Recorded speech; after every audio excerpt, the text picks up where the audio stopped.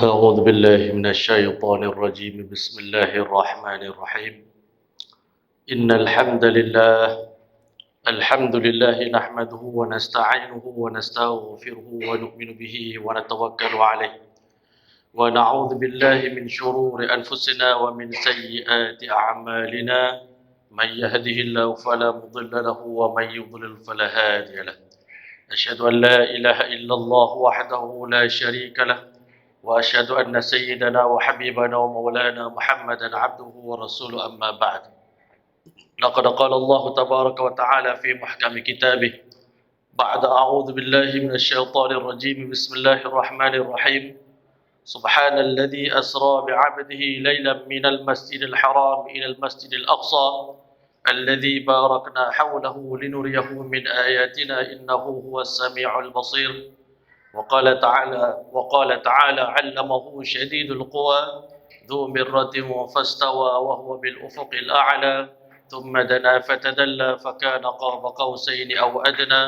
فأوحى إلى عبده ما أوحى وقال النبي صلى الله عليه وسلم الصلاة عماد الدين فمن أقامها فقد أقام الدين ومن تركها فقد هدم الدين صدق الله العظيم وصدق رسوله النبي الكريم ونحن على ذلك من الشاهدين والشاكرين والحمد لله رب العالمين. Assalamualaikum warahmatullahi taala wabarakatuh. Yang saya muliakan Tuan Pengerusi Majlis, Mangkap Tuan Imam, Tuan Pengerusi Masjid Al-Sabirin, Barisan Ahli Jawatankuasa Masjid Al-Sabirin, pimpinan-pimpinan agama, pimpinan-pimpinan masyarakat, muslimin muslimat, hadirin hadirat yang rahmati oleh Allah Subhanahu wa taala sekalian. Pertama dan selamanya kita syukur banyak pada Allah Taala. Allah Subhanahu wa taala zat yang maha bijaksana Al-Hakim. Allah lah yang buat keputusan untuk menciptakan alam semesta ini liyabluwakum ayyukum ahsanu amala. Allah nak menguji siapa di kalangan hamba-Nya yang terbaik amalannya. Maka kalau kita lihat dalam sejarah dunia ini, Baginda Muhammad Mustafa Rasulullah sallallahu alaihi wasallam adalah contoh hamba Allah yang Allah Taala kehendaki. Di sebalik penciptaan alam dunia ni, lambang penghambaan yang hakiki itu lahir daripada insan yang bernama Muhammad sallallahu alaihi wasallam, yang mana kata alim ulama, apa makna hamba? Pada diri seorang hamba ada dua sifat. Yang pertama, al-hubbul khalis, itu cinta yang sejati, cinta yang mendalam, cinta yang suci kepada Allah Subhanahu wa taala, wa tadallul al-kamil, dan merendahkan diri ataupun pengabdian yang sempurna kepada Allah Subhanahu wa taala. Sepanjang sejarah tidak ada insan dalam dunia yang sempurna cintanya, paling sempurna cintanya pada Allah dan paling sempurna penghambaannya kepada Allah Taala di atas muka bumi ini. Tidak ada lain melainkan baginda Muhammad Rasulullah sallallahu alaihi wasallam. Apa buktinya tuan-tuan? Dalam sejarah hidup Nabi sallallahu alaihi wasallam, satu orang hebat ni tuan-tuan, kita dapat nilai kehebatan diri dia pada ujian-ujian yang dilepasi oleh beliau. Allah Taala menguji Nabi kita sallallahu alaihi wasallam dengan berbagai-bagai ujian. Cinta Allah kepada hamba berbeza dengan cinta manusia sesama manusia. Manusia makin kita sayang pada seorang, kita akan pastikan orang tu tak kena apa-apa penyakit, tak kena apa-apa musibah. Itu falsafah cinta kita. Sayang kita pada anak kita, kalau boleh nyamuk pun jangan orang faham kata ketik ya. Yes. Kalau boleh nyamuk pun jangan ketik anak kita. Kalau boleh sayang kita pada anak kita jangan kena pening kepala, jangan kena demam. Sedikit ujian menimpa orang yang kita sayang akan menyebabkan kita panik. Tetapi falsafah sayang Allah kepada hamba dia, makin dia sayang, makin dia uji. Dan kita tengok sepanjang tempoh hidup Nabi kita sallallahu alaihi wasallam, daripada kecil lagi, bahkan belum lahir lagi, telah diuji oleh Allah dengan kehilangan ayahanda tercinta. Kemudian tuan-tuan mulia, membesar sikit kehilangan bonda tersayang, sehingga Allah Ta'ala berfirman kepada baginda Muhammad sallallahu alaihi wasallam, ya Muhammad ahbib man syi'ta. Wahai Muhammad, dalam hidup kamu cinta, kasih sayang kepada siapa yang kamu sayang, fa innaka mufariquhum, satu hari nanti kau pasti akan berpisah dengan mereka. Wa aish ma syi'ta, dan hiduplah lama mana di dunia kamu nak hidup, fa innaka mayyitun, satu hari nanti pasti engkau akan meninggalkan dunia ini. Maka membesarlah hidup Nabi kita sallallahu alaihi wasallam sebagai seorang hamba yang sangat tinggi sifat berdikari Nabi sallallahu alaihi wasallam. 10 tahun Nabi menjalankan dakwah. Di saat Nabi dilantik menjadi Rasul, hari ini kita fikir jawatan Rasul dan jawatan Nabi ni jawatan yang seronok. Kita bayangkan kalaulah kita dilantik oleh Allah jadi Nabi, tuan-tuan, kita ingat kita dapat pangkat, kita dapat allowance, kita dapat macam-macam orang panggil keistimewaan, mungkin laluan khusus VVIP untuk kita, tuan-tuan.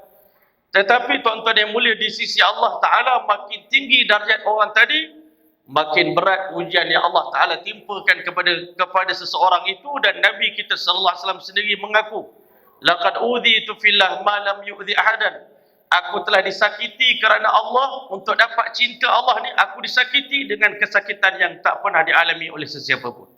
Walaqad ukhiftu fillah ma lam yukhaf ahadan, aku telah ditakuti dalam menyebarkan kalimah la ilaha illallah ini dengan ketakutan yang tak pernah dialami oleh sesiapa pun. Apa buktinya? Nabi sallallahu alaihi wasallam beritahu, walaqad atat alayya 30 yawman wa lailatan, pernah datang dalam sejarah hidup saya 30 hari 30 malam, mali wali Bilal ta'amun, saya dengan Bilal tidak ada apa-apa makanan untuk dimakan. Ta'amun ya'kulhu dhu kabid, makanan yang layak dimakan oleh makhluk yang ada jantung, ada hati seperti kita ni. Illa ta'amun yuwarihi ibitu Bilal, melainkan sejemput makanan yang Bilal kepit di celah ketiak dia. Itulah makanan yang Nabi kongsi dengan Bilal selama 30 hari 30 malam. Kalau kita kena ujian macam ni, tuan-tuan, kita boleh jadi berfikir. Banyak di kalangan kita hari ini, sahabat-sahabat yang berhijrah nak berubah. Bila kita nak berubah, pasti akan datang ujian daripada kita. Dan bila datang ujian, kita rasa berat. Dan kita bertanya-tanya kenapa makin kita dekat dengan Allah, makin kita diuji oleh Allah Subhanahu Wa Taala. Sebenarnya falsafah cinta Allah kepada hamba dia, makin dia sayang, makin diuji. Supaya hamba tadi istiqamah, supaya hamba tadi kekal, supaya ketulinan iman seorang hamba, pengabdian dia dapat dilihat oleh orang sekeliling dia, menjadi saksi. Inilah bukti penghambaan yang hakiki, yang abadi kepada Allah Subhanahu Wa Taala. Dan ulama kata kebiasaannya kita, tuan-tuan, nak menilai satu pekerjaan yang kita buat ni, kita kena ambil masa 10 tahun. Itu biasa. Nak buktikan kecintaan kita dalam rumah tangga, selepas 10 tahun rumah tangga kita masih kekal, masih utuh, maknanya kita berjaya mengharungi bahtera rumah tangga. Satu orang buka pondok, buka tahfiz, tok guru tanya berapa tahun dah buka pondok, baru 7 tahun. Dia kata cukupkan 10 tahun. Sebab 10 tahun ini tempoh kematangan. Dan kita tengok Nabi kita sallallahu alaihi wasallam dalam peristiwa Isra Mi'raj itu cukup genap 10 tahun. Orang kata perjuangan dakwah baginda Muhammad sallallahu alaihi wasallam. Kita dengar macam-macam ujian yang Nabi tanggung dengan para sahabat. Ada di antara mereka yang mati dibunuh, ada di antara mereka yang diuji dengan berbagai-bagai ujian. Dan ulama kata tahun ke-10 adalah tahun yang paling mencabar, kerana tahun itu, tuan-tuan, adalah genap tahun yang ketiga Nabi dan para sahabat mengalami hisar, mengalami pemboikotan di lembah Abi Talib selama 3 tahun. Bayangkan, 3 tahun tidak ada sebarang aktiviti ekonomi, aktiviti sosial yang melibatkan orang Arab jahiliah dengan orang Islam. Tak boleh jual apa-apa makanan pada orang Islam. Ini orang kafir musyrikin telah bagi amaran kepada peniaga-peniaga, sehingga di rumah para sahabat tidak ada walau setitik, walau segenggam daripada makanan untuk dimakan. Bayangkan waktu itu, Masya Allah, tahun yang paling berat. Walaupun Nabi ini sayangkan umat, tetapi dia lebih berat melihat kesusahan yang menimpa para sahabat dia. Datang Sayyidina Ammar bin Yasir radhiyallahu ta'ala datang jumpa dengan Nabi sallallahu alaihi wasallam. Ya Rasulullah, doalah kepada Allah Ta'ala. Waktu itu Nabi sedang berada di Multazam. Doalah supaya Allah segerakan kemenangan bagi orang Islam ini. Kami dah tak tahan. Nabi sallallahu alaihi wasallam bagi semangat dekat sahabat dia. Tahukah kamu, wahai sahabatku, di antara umat-umat terdahulu sebelum kita, dalam mempertahankan iman, mempertahankan akidah, memperjuangkan kalimah la ilaha illallah Muhammadur Rasulullah dalam menyebarkan Islam ini, ada di antara mereka yang disikat oleh raja yang zalim dengan sikat besi sehingga tidak ada tinggal daripada tubuh badan mereka melainkan daging, tulang daging dan juga urat telah terputus, terpisah daripada tulang di badan mereka. Ada di antara mereka yang mempertahankan agama ini, mempertahankan iman. Di antara mereka diletakkan gergaji di mafraqi ra'sihi, ditelah di tempat belahan rambut, dan digergaji Nabi Zakaria alaihissalam sampai terbelah dua badannya. Tetapi mereka tak pernah meninggalkan iman, meninggalkan Islam, meninggalkan kalimah la ilaha illallah Muhammadur Rasulullah. Walakinnakum musta'jilun. Aku dapati kamu umat-umatku, kamu nak bersegera, kamu gelojoh nak mencapai kemenangan di sisi Allah Ta'ala. Hakikatnya kemenangan bagi orang Islam bukanlah ketika mana dia mengecap nikmat, orang kata apa yang mereka impikan, tetapi di saat mereka sedang berkorban, hakikatnya mereka sedang berjaya di sisi Allah Subhanahu Wa Taala. Tuan-tuan yang mulia, habis genap, orang kata alim ulama, setiap orang kata mukjizat, setiap kemenangan, setiap pertolongan itu datang selepas daripada ujian yang besar. Tahun yang ke-10 ada dua bentuk pertolongan yang datang daripada Allah, dua bentuk mukjizat yang Allah anugerahkan kepada Nabi kita Muhammad sallallahu alaihi wasallam. Yang pertama mukjizat, yang pertama pertolongan Allah yang pertama datang pada Nabi. Pada tahun yang ke-10 Allah hantar anai-anai. Bahasa Indonesia sebut rayap. Rayap ni anak-anak masuk ke Kaabah, tuan-tuan, dimakan perjanjian orang kata yang digantung oleh puak musyrikin. Selama mana perjanjian ini tergantung di dinding Kaabah, selagi itulah pemboikotan ke atas orang Islam dilaksanakan. Masya Allah. Allah hantar anak-anak pergi makan sampai tinggal perkataan Bismihi Ta'ala saja dekat orang kata dinding Kaabah tadi. Maknanya perjanjian itu dah dibatalkan oleh Allah Ta'ala. Allah hantar beberapa ekor anak-anak pergi makan perjanjian tadi, tuan-tuan. Akhirnya perjanjian itu telah pun dibatalkan, dan sememangnya banyak orang tak setuju dengan orang kata surat boikot itu, tuan-tuan. Orang kata perkeliling, bukan surat surat perkeliling daripada Abu Jahal menentang umat Islam dengan cara memboikot ekonomi mereka dan memboikot aktiviti sosial. Tak ada sebarang hubungan diplomatik dengan Rasulullah SAW dan dengan para sahabat selama tempoh 3 tahun. Bukan satu benda yang senang, tuan-tuan. Tapi lepas habis satu datang pertolongan daripada Allah Ta'ala, satu faraj, satu kelepasan dah datang. Datang pula ujian kedua, iaitu kematian, kewafatan isteri Nabi SAW, Bonda Siti Khadijah Al-Kubra radhiyallahu ta'ala anha, isteri kesayangan Nabi. Ulama kata isteri Nabi ini Siti Khadijah radhiyallahu ta'ala anha, pertahanan Nabi daripada dalam. Nabi penat-penat berdakwah, tuan-tuan. Macam kita juga, tuan-tuan, penat berceramah sana sini. Bila balik ke rumah ada isteri menghiburkan anak-anak, automatik segala penat lelah kita akan hilang. Maka tuan-tuan keluar rumah, balik rumah ada orang memberikan semangat dekat kita, tuan-tuan. Tidak lain dan tidak bukan adalah isteri yang merupakan tulang belakang bagi seorang suami. Tetapi pada tahun itu Allah Ta'ala ambil isteri Nabi kita sallallahu alaihi wasallam dalam keadaan Nabi sangat sedih.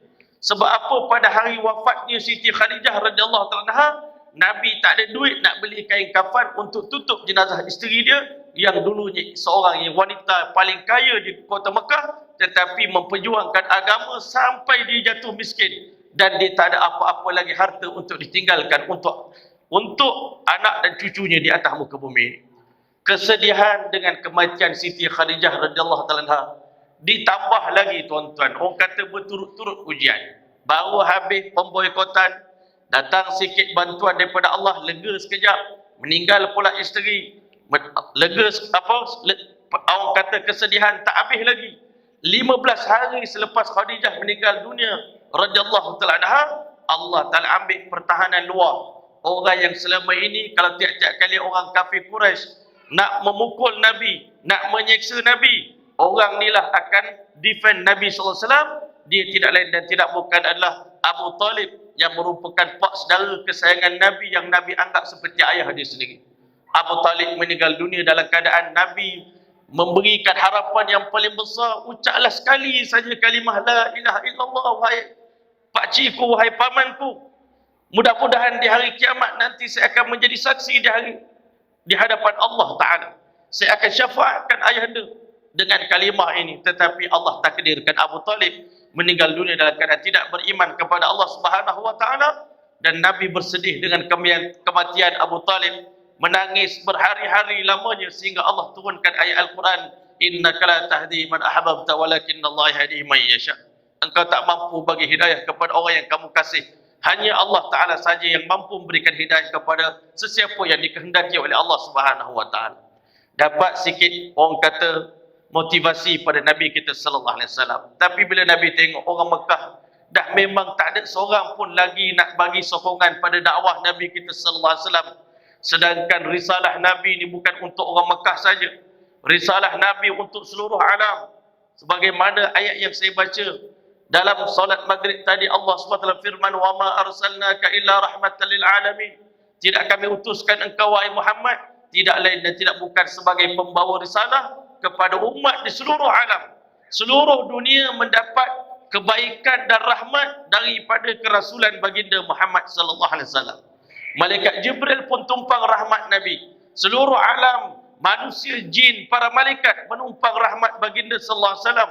Orang beriman, khususnya kita, mendapat orang kata perhatian istimewa daripada Nabi kita sallallahu alaihi wasallam. Bil mu'minina raufur rahim. Nabi kita sallallahu alaihi wasallam bersifat rauf, pengasih dan rahim, penyayang kepada orang beriman. Masya-Allah. Bahkan ulama kata orang munafik pun dapat berkat menumpang rahmat daripada Nabi kita sallallahu alaihi wasallam. Orang munafik di dunia dilayani oleh Nabi seperti layan pada orang Islam. Bahkan Nabi SAW juga membawa rahmat kepada orang kafir. Orang bukan Islam pun dapat rahmat daripada kerasulan baginda Muhammad SAW. Nabi layan orang kafir di dunia dengan layanan yang sangat baik. Bahkan waktu dalam peperangan Uhud, sahabat Nabi minta, ya Rasulullah, doakan laknat untuk orang-orang yang telah menyusahkan Tuhan. Orang kafir ni, Abu Jahal ni semua sekali. Waktu itu Abu Jahal dah mati, tetapi waktu itu banyak lagi kaum musyrikin yang menyakiti Rasulullah sallallahu alaihi wasallam. Doakan laknat untuk mereka. Kata baginda sallallahu alaihi wasallam, inni lam ba'athu la'anan wa inna ma bu'ithu rahmatan. Aku tidak diutuskan oleh Allah ke dunia untuk melaknat manusia, tetapi aku diutuskan sebagai pembawa rahmat. Tuan-tuan yang mulia, Nabi berfikir rahmat ini perlu disebarkan. Akhirnya Nabi buat keputusan bersama dengan anak angkatnya Zaid bin Harithah, ayo kita pergi ke Taif, mudah-mudahan Islam tersebar di Taif. Tuan-tuan yang mulia, ulama kata peristiwa Taif lah merupakan natijah daripada tercetusnya peristiwa Isra wal Mi'raj. Sebab apa tuan-tuan Isra Mi'raj Allah bagi pada Nabi? Nabi-nabi lain dalam berdakwah, sehebat mana pun ujian yang mereka timpa, tak pernah Allah hadiahkan dengan Isra wal Mi'raj. Nabi Nuh berdakwah, Nabi Musa berdakwah, Nabi Ibrahim berdakwah, Nabi Isa berdakwah, tak pernah Allah bagi Isra wal Mi'raj. Sebab itu ulama kata Isra wal Mi'raj bukan sekadar tasliyatan lin Nabi, bukan sekadar untuk Allah pujuk Nabi, tetapi juga untuk Allah pujuk seluruh umat Nabi sallallahu alaihi wasallam yang menjalankan dakwah, mengajak manusia kepada Allah, yang menerima berbagai-bagai ujian di dunia ini. Inilah juga pujukan daripada Allah untuk kita semua. Seolah-olah Allah nak bagi, walaupun akhirat itu rahsia. Allah sebut dalam surah As-Sajdah, fala ta'lamu nafsum ma ukhfiya lahum min qurrati a'yun. Tak ada siapa pun tahu apa nikmat yang sedang Allah sembunyikan daripada pandangan mata mereka, nikmat yang sedang menanti kita dalam syurga Allah Subhanahu Wa Taala. Sepatutnya lepas mati baru Allah buka apa yang Allah nak bagi pada Nabi. Segala nikmat yang sedang menanti Nabi kita sallallahu alaihi wasallam, segala nikmat yang menanti kita. Kalau kita di dunia ni nampak sikit saja bayangan nikmat tadi, cukup dah menyejukkan hati kita. Tetapi pada malam itu Allah nak zahirkan untuk baginda Muhammad sallallahu alaihi wasallam. Ketika mana Allah tengok Nabi sangat tersentuh hatinya pada waktu itu, ketika mana Nabi pergi ke Taif, tuan-tuan yang mulia, Siti Aisyah radhiyallahu taala anha, Ummul Mukminin kita, pernah bertanya kepada baginda Muhammad sallallahu alaihi wasallam, ya Rasulullah, hal ata 'alaika yaumun ashaddu min yaumi Uhud? Pernahkah datang satu hari yang lebih dahsyat dalam hidup kekanda lebih daripada hari Uhud? Kerana Siti Aisyah radhiyallahu taala sempat menjadi dewasa ketika mana dia berhijrah ke Madinah dan dia tengok kekasih dia baginda Muhammad sallallahu alaihi wasallam menderita dengan penderitaan yang sangat dahsyat dalam peperangan Uhud. 2 batang gigi gerham Nabi telah patah, serpihan topi besi melekat di pipi Nabi sallallahu alaihi wasallam tak dapat dicabut, dan Nabi telah ditolak oleh musuh Islam, jatuh ke dalam lubang. Musuh Islam cuba menamatkan riwayat Nabi kita sallallahu alaihi wasallam. Tampil masya-Allah Sayyidina Sa'ad bin Abi Waqqas dan juga Sayyidina Talha bin Ubaidillah mempertahankan Nabi. Banyak sahabat-sahabat Nabi telah mati syahid. Datang Abu Dujanah mempertahankan Nabi sallallahu alaihi wasallam. Akhirnya Nabi terluka dengan luka yang begitu dahsyat sehingga Nabi tak mampu nak berjalan, terpaksa dipapah oleh para sahabat di atas belakang. Pada Siti Aisyah radhiyallahu anha, itulah hari yang paling berat dalam hidup baginda sallallahu alaihi wasallam. Tetapi bila Nabi ditanya, pernahkah datang dalam hidup kekanda hari lebih berat lagi daripada hari Uhud? Kalau kita pun tak dapat bayangkan hari ini, Masya Allah. Kita sebagai pendakwah di akhir zaman, Masya Allah. Guru-guru selalu kadang-kadang dia buat joke, tuan-tuan. Kita hari ini berdakwah, kalau kita pergi tempat orang, kita baru ceramah, tuan-tuan, orang dah tengok jam, Masya Allah. Patut orang tengok muka kita. Yang ketiga dia kata orang tengok muka pintu. Kalau 3 muka dah dia tengok, maknanya Masya Allah, dakwah kita perlu diberhentikan. Dan kita pun berasa hati, tuan-tuan. Masya Allah, terasa. Tetapi bayangkan dakwah Nabi-Nabi ni bukan kata orang perli, bukan kata orang kata, bukan kata orang tak sambut. Tetapi dengan begitu sekali berat ujian yang Allah telah timpakan kepada mereka, paling terkejut Siti Aisyah radhiyallahu anha bila Nabi kata ada hari lebih teruk lagi daripada hari Uhud, Masya Allah. Apakah hari itu, wahai kekanda? Dikata itulah hari Aqabah. Hari ketika mana saya dengan Zaid bin Harithah pergi ke Taif dengan harapan Taif menjadi pusat markas dakwah terbesar dalam dunia satu hari nanti. Kalau hari itu orang Taif menerima Nabi kita sallallahu alaihi wasallam, Madinah tak jadi markas dakwah terbesar dalam dunia. Tetapi Taiflah menjadi. Orang Mekah kalau dia terima Nabi, dah tentu Allah telah hadiahkan jasad Nabi kita sallallahu alaihi wasallam bersemadi di Mekah atau di Taif. Tetapi agama ni Allah menjadi sunnatullah. Siapa yang jual mahal dengan agama, agama akan dicabut daripada mereka dan Allah berikan kepada mereka yang menghargai. Orang Madinah menghargai Rasulullah SAW. Orang Madinah menghargai ajaran Nabi kita sallallahu alaihi wasallam. Orang Madinah yang sambut Nabi tala'al badru alaina. Akhirnya Allah telah muliakan orang Madinah. Tetapi tuan-tuan, di Taif Nabi kita sallallahu alaihi wasallam beritahu, ketika mana aku bertemu dengan Abdul Jalil, ketua orang Taif, yang mana dia telah layan aku dengan layanan yang sangat buruk. Tak digambarkan bagaimana Abdul Jalil buat kepada Nabi, tetapi Nabi keluar daripada rumah Abdul Jalil sehingga Nabi tak sedarkan diri. Begitu sedih, begitu hampa, begitu kecewa Nabi kita sallallahu alaihi wasallam keluar daripada istana Abdul Jalil. Abdul Jalil telah hasut semua penduduk Taif untuk halau Nabi kita sallallahu alaihi wasallam daripada bandar Taif. Tak diizinkan Nabi bermalam lagi walau semalam. Padahal Nabi datang dengan berjalan kaki, tuan-tuan, daripada kota Mekah pergi ke Taif, tuan-tuan, masih letih, masih lagi penat, masih lapar, dibaling batu beramai-ramai, diusir sehingga badan Nabi terluka, sehingga ulama kata kedengaran bunyi darah Nabi bergenang dalam kasut baginda Muhammad sallallahu alaihi wasallam. Nabi kata aku tak sedarkan diri sehingga akhirnya aku jatuh di bawah sebatang pokok yang waktu itu Nabi sallallahu alaihi wasallam telah memanjatkan sebuah doa yang menunjukkan kepada penghambaan yang sebenar kepada Allah Subhanahu wa taala. Kita hari ini kalau dibuat demikian, tuan-tuan, apa doa yang akan keluar daripada mulut kita? Dah tentu berbagai-bagai doa yang kita akan pohonkan supaya Allah hancurkan mereka ini. Tetapi Nabi kita sallallahu alaihi wasallam telah memanjatkan sebuah doa yang begitu syahdu, tuan-tuan. Sedih kalau kita perhatikan makna doa ini.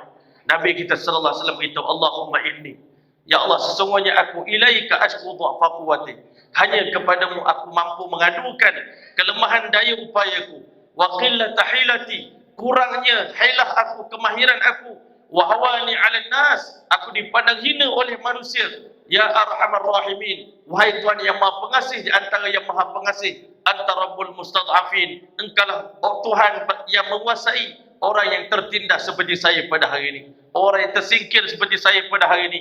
Ila man takilni, sekarang saya nak balik ke mana ya Allah? Kau nak serah ke aku ke tangan siapa lagi selepas ini ya Allah? Aku dah tak ada Khadijah dalam hidup aku ya Allah. Aku dah tak ada Abu Talib untuk jaga aku ya Allah. ila aduin yatahajjamuni, serahkan aku ke tangan musuh yang akan menjahanamkan aku, menghancurkan aku, ataupun ila qaribin mallak tahu amri, ataupun kepada kaum kerabat yang mereka ni pun dah juga sebenarnya dah tak mampu nak jaga aku lagi. Tetapi kata baginda sallallahu alaihi wasallam, illam takun sakhitan alayya fala ubali, namun demikian ya Allah, selagi mana engkau tak murka pada aku ya Allah, selagi mana engkau tak benci pada aku ya Allah, selagi mana engkau redha pada aku ya Allah, buatlah apa saja yang kau nak lakukan, kerana sesungguhnya aku tak pernah peduli. Ghaira anna afiyataka awsa'uli, sesungguhnya afiahmu lah, keampunan daripada mulah yang menjadi harapan daripada aku di saat ini. Aku tak mengharapkan apa-apa lagi daripada kehidupan dunia melainkan keampunan daripada Allah Subhanahu wa taala. Tuan-tuan yang mulia, Nabi dah berkorban ke tahap maksimum, tetapi yang Nabi minta hanyalah kemaafan daripada Allah Subhanahu wa taala. Andai pengabdian ini tak sempurna, andai dakwah ini tidak sempurna, tuan-tuan yang mulia, hari itu malaikat Jibril alaihissalam turun dengan malaikat penjaga gunung dalam keadaan sangat marah dan dalam keadaan menangis. Para malaikat menyaksikan kekasih Allah Ta'ala telah dilukakan oleh musuh-musuh Allah. Ya Muhammad, perintahkan kepada kami semua, lau aradta an nutabbiqa bainal akhshabain, sekarang ini kalau kau perintahkan kami untuk kami lagukan di antara dua gunung, yang supaya untuk penduduk Taif yang menyakiti tubuh badan tuan diazab oleh Allah Ta'ala, la fa'alna, kami pasti akan lakukan. Tetapi Nabi SAW beritahu, bersabarlah kamu wahai Jibril, bersabar wahai malaikat penjaga gunung, sekalipun pada hari ini Masya Allah orang Taif mengusir aku, tetapi tidak pernah terlintas dalam hati aku untuk aku doakan azab. Walaupun ulama kata setiap Nabi dibekalkan oleh Allah Ta'ala, inna likulli nabiyyin da'watun mustajabatun, setiap orang Nabi dibekalkan oleh Allah dengan doa yang paling mustajab, dan kebanyakan Nabi telah menggunakan doa itu untuk keperluan masing-masing di dunia.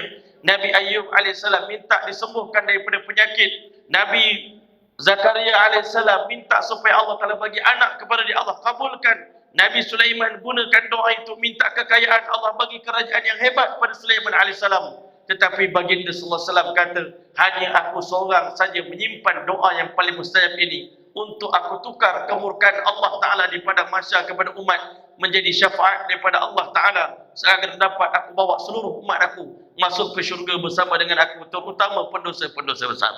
Tuan-tuan yang mulia, ulama kata kalaulah Nabi nak gunakan doa itu di dunia ini, dah tentu dalam peristiwa Taif lah selayaknya Nabi gunakan doa itu. Tetapi pun begitu, Nabi kata, aku berdoa pada Allah mudah-mudahan akan lahir daripada keturunan yang baling batu pada aku ni, keturunan yang menyakiti aku pada hari ini, lahir di kalangan mereka satu umat zuriat keturunan yang beriman pada Allah Ta'ala wahdahu la syarikalah. Waktu itu para malaikat Masya Allah kehairanan. Selama ini wahai para malaikat, kamu pandang rendah pada manusia. Dulu sebelum aku ciptakan manusia, kamu kata manusia akan banyak buat kerosakan. Hari ini para malaikat sendiri pun terkesima tuan-tuan. Para malaikat pun teruja dalam keadaan begini pun masih ada manusia seperti ini yang tak mau mendoakan kelaknatan, kehancuran untuk orang lain. Dalam keadaan badan berluka parah, para malaikat pun tak sanggup tengok Nabi. Tetapi Nabi SAW, ulama kata ujian yang Allah timpakan kepada Nabi, kalau ditimpa pada gunung, gunung hancur tuan-tuan. Tetapi baginda Muhammad SAW, Allah bagi kekuatan yang luar biasa tuan-tuan. Maka tuan-tuan rahmati oleh Allah Ta'ala, sebenarnya peristiwa Taif ni tak berhenti di situ.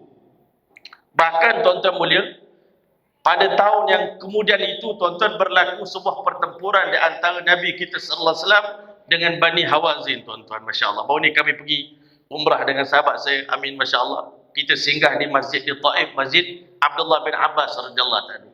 Seorang profesor dekat situ bahagian penyelidikan bagaimana Islam bertapak di kota Taif. Dia kata sebenarnya peristiwa Isra wal Mi'raj, peristiwa Taif tadi, kemudian berlaku pula kali kedua Nabi kita sallallahu alaihi wasallam datang ke Taif. Kalau kita Masya Allah kali pertama dah dimaafkan, kali kedua bertempur pula sahabat Nabi dengan orang Taif, Bani Hawazin, menyebabkan banyak sahabat Nabi telah gugur syahid dalam pertempuran menentang Bani Hawazin. Kali kedua dah orang Taif mengalahkan orang Islam. Tetapi tuan-tuan mulia, selepas itu Nabi lawan kali ketiga, menang, menakluki orang Taif.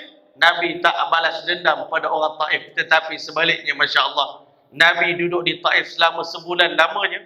Nabi buat sebuah khemah Nabi berulang alik sembahyang daripada khemah ke Masjid Ibnu Abbas radhiyallahu ta'ala anhu, dan Nabi SAW menyampaikan Islam, ajaran Islam kepada mereka yang baru memeluk Islam. Akhirnya seluruh penduduk Taif telah jatuh hati dengan Nabi kita SAW, dan akhirnya semuanya mengucapkan kalimah syahadah, kalimah la ilaha illallah Muhammadur Rasulullah.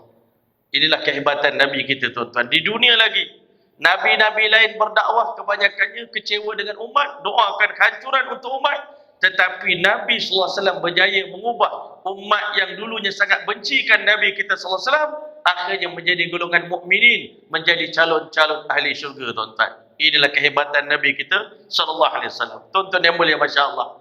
Disambung cerita Isra wal Mi'raj. Maka Nabi SAW nak masuk dalam kota Mekah. Tak ada siapa nak mengambil tanggungjawab untuk menerima Nabi kita SAW. Orang Mekah ada syarat. Mana-mana orang luar nak masuk ke Mekah, mesti kena ada orang kata jiwar. Jiwar ni orang kata jaminan daripada orang dalam. Nabi dah dianggap sebagai orang luar sekarang. Nak masuk Mekah kena minta izin. Datang seorang yang berpengaruh, nama Mut'im bin Adi.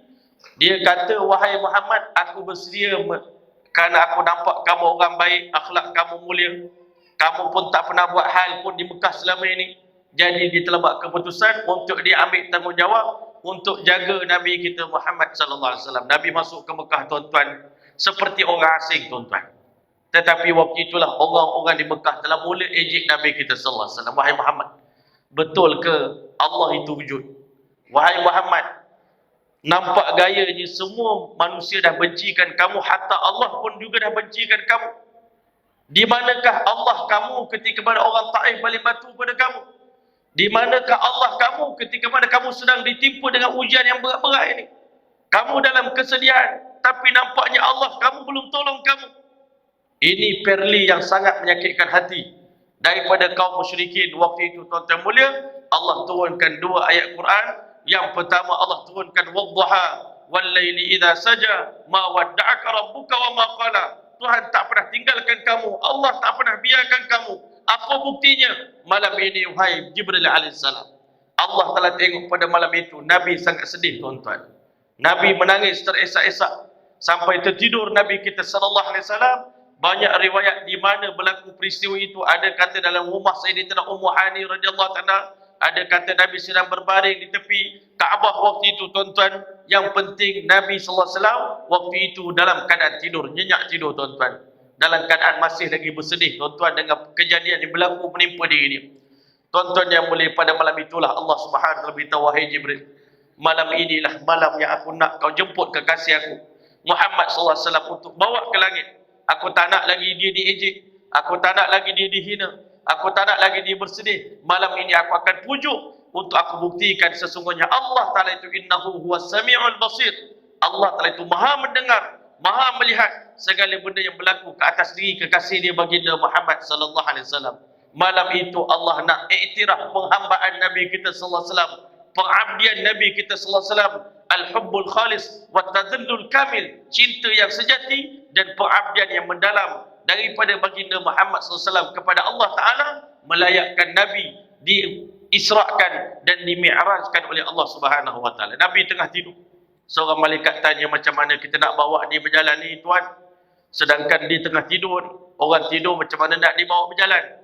Seorang malaikat jawab, yanamu ainahu wa la yanamu qalbu. Sifat Nabi Muhammad SAW ini, kalau dia tidur hanya mata tertutup, tetapi hatinya sentiasa risaukan umat.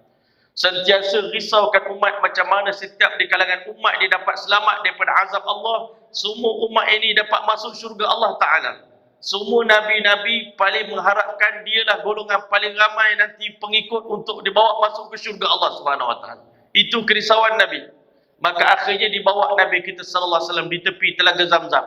Dan ulama kata, Masya Allah, yang membawa air Zamzam itu sebuah dulang yang diperbuat daripada emas. Ulama kata emas ini pakaian raja-raja, mahkota raja-raja.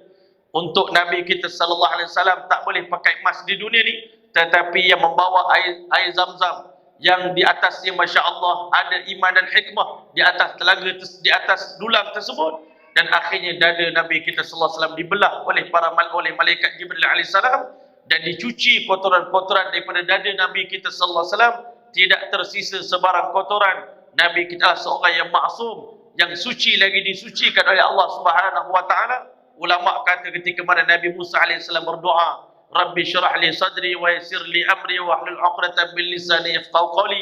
Nabi Musa berdoa agar Allah cucikan dadanya. Nabi kita sallallahu alaihi wasallam tanpa perlu berdoa, Allah hantar malaikat untuk sucikan dada Nabi kita sallallahu alaihi wasallam, dibasuhkan dengan air yang paling barakah di atas muka bumi ini, air Zam-Zam, dan dimasukkan dalam dada Nabi kita sallallahu alaihi wasallam dengan iman dan hikmah. Dan selepas daripada itulah Nabi kita sallallahu alaihi wasallam diajak oleh malaikat Jibril alaihi salam, wahai Muhammad, Tuan dah sedar, ayuh, sesungguhnya inilah malam Allah telah jemput Tuan, Allah perintahkan saya untuk bawa Tuan menghadap Allah Subhanahu wa taala.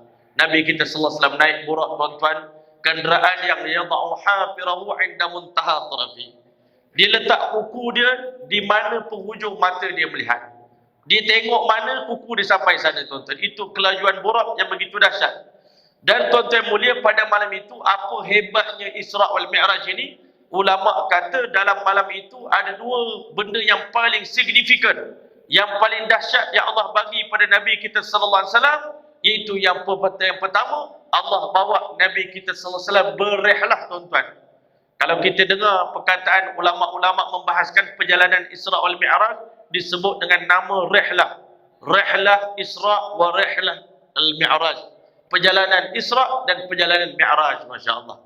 Sebab tu kami dalam program setiap setiap bulan kita buat program 3 hari bernama Rihlah Islahiyah. Perjalanan untuk baiki diri, masya-Allah. Mengambil barakah daripada Rihlah Isra' wal Mi'raj. Ulama kata dalam peristiwa Isra' Mi'raj ini dua benda yang paling utama Allah tunjukkan pada Nabi kita sallallahu alaihi wasallam. Yang pertama, Allah bawa Nabi kita sallallahu alaihi wasallam mengembara daripada satu kiblat ke satu kiblat. Bagi Nabi sallallahu alaihi wasallam dah biasa tengok Kaabah. Kita orang Melaka ni mungkin ramai lagi belum tengok Kaabah, tuan-tuan. Tengok Kaabah daripada jauh dalam YouTube, tengok Kaabah, tuan-tuan. Tak pernah lagi pergi umrah.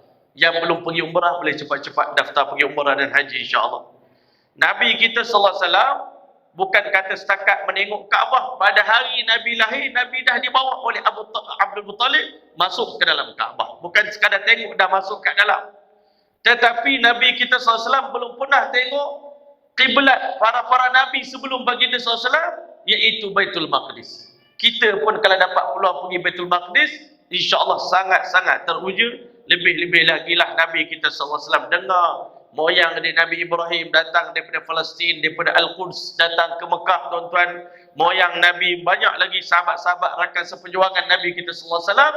Semua Nabi-Nabi terdahulu kebanyakannya berkampung di Al-Quds, masya-Allah. Jadi bila pergi ke sana, Nabi automatik dapat semangat perjuangan para anbiya alaihi wassalatu wassalam. Yang kedua, tuan-tuan, Allah bawa Nabi kita sallallahu alaihi wasallam pergi tengok kiblatnya para malaikat di langit yang ketujuh, fi sama'is sabi'ah, yang dinamakan sebagai Baitul Ma'mur, masya-Allah. Rumah yang sentiasa makmur. Kenapa tidak makmur? Dalam setiap waktu ada 70,000 malaikat yang sentiasa melakukan tawaf, tak pernah kosong Baitul Ma'mur daripada tawafnya para malaikat. Masya-Allah, kiblat para malaikat pun Nabi dah tengok. Tetapi tuan-tuan, kiblat yang hakiki, kiblat yang sebenar, yang waktu kita beribadat kepada Allah Subhanahu wa taala, Allah beritahu fawalli wajhaka syatral masjidil haram. Tetapi masya-Allah, Allah sebut dalam ayat yang kedua, ainama tuallu fasamma wajhullah. Di mana pun kamu menghadap, maka di sana adalah zat Allah taala. Kiblat kita waktu bersolat yang sebenarnya adalah Allah taala. Hati kita menghadap Allah. Pada malam itu Allah izinkan baginda sallallahu alaihi wasallam bukan sekadar bertemu dengan Allah, melihat Allah Subhanahu wa taala, bercakap-cakap dengan Allah Ta'ala, dan menerima hadiah pemberian daripada Allah Subhanahu wa Ta'ala. Itu orang kata kehebatan Isra' wal Mi'raj yang pertama, tuan-tuan. Itu Allah Ta'ala bawa Nabi kita tengok kiblat-kiblat.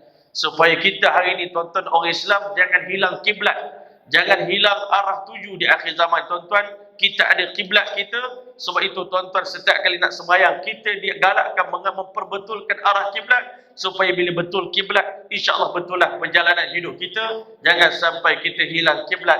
Jangan barat jadi kiblat kita, jangan Jepun jadi kiblat kita, jangan Korea jadi kiblat kita. Kiblat kita adalah agama Islam, kiblat kita adalah Mekah, kiblat kita adalah Allah Subhanahu wa taala. Tuan-tuan yang mulia, kehebatan yang kedua yang ada dalam peristiwa Isra wal Mi'raj digambarkan oleh alim ulama. Pada malam itu Allah bawa Nabi kita sallallahu alaihi wasallam mengembara daripada satu alam ke satu alam. Tuan-tuan semua orang hebat-hebat, orang Melaka. Dulu-dulu nenek moyang tuan-tuan pun pelayar-pelayar yang berjalan tengok banyak tempat dalam dunia, naik kapal, masya-Allah. Tetapi tuan-tuan mulia, hebat-hebat kita, paling hebat kita ni tuan-tuan, di kalangan kita pergi berjalan, kita hanya berjalan tengok negara orang saja tuan-tuan. Pergi Jepun, pergi Norway, pergi US, pergi mana-mana pulau yang hebat, Mauritius, kan? Kita tetap berjalan rehlah kita dalam dunia. Tapi Nabi kita sallallahu alaihi wasallam dibawa oleh Allah Taala mengembar. Kata Habib Zain bin Sumait dalam kitab di Isra wal Mi'raj, hafizahullah Taala, dia kata apa?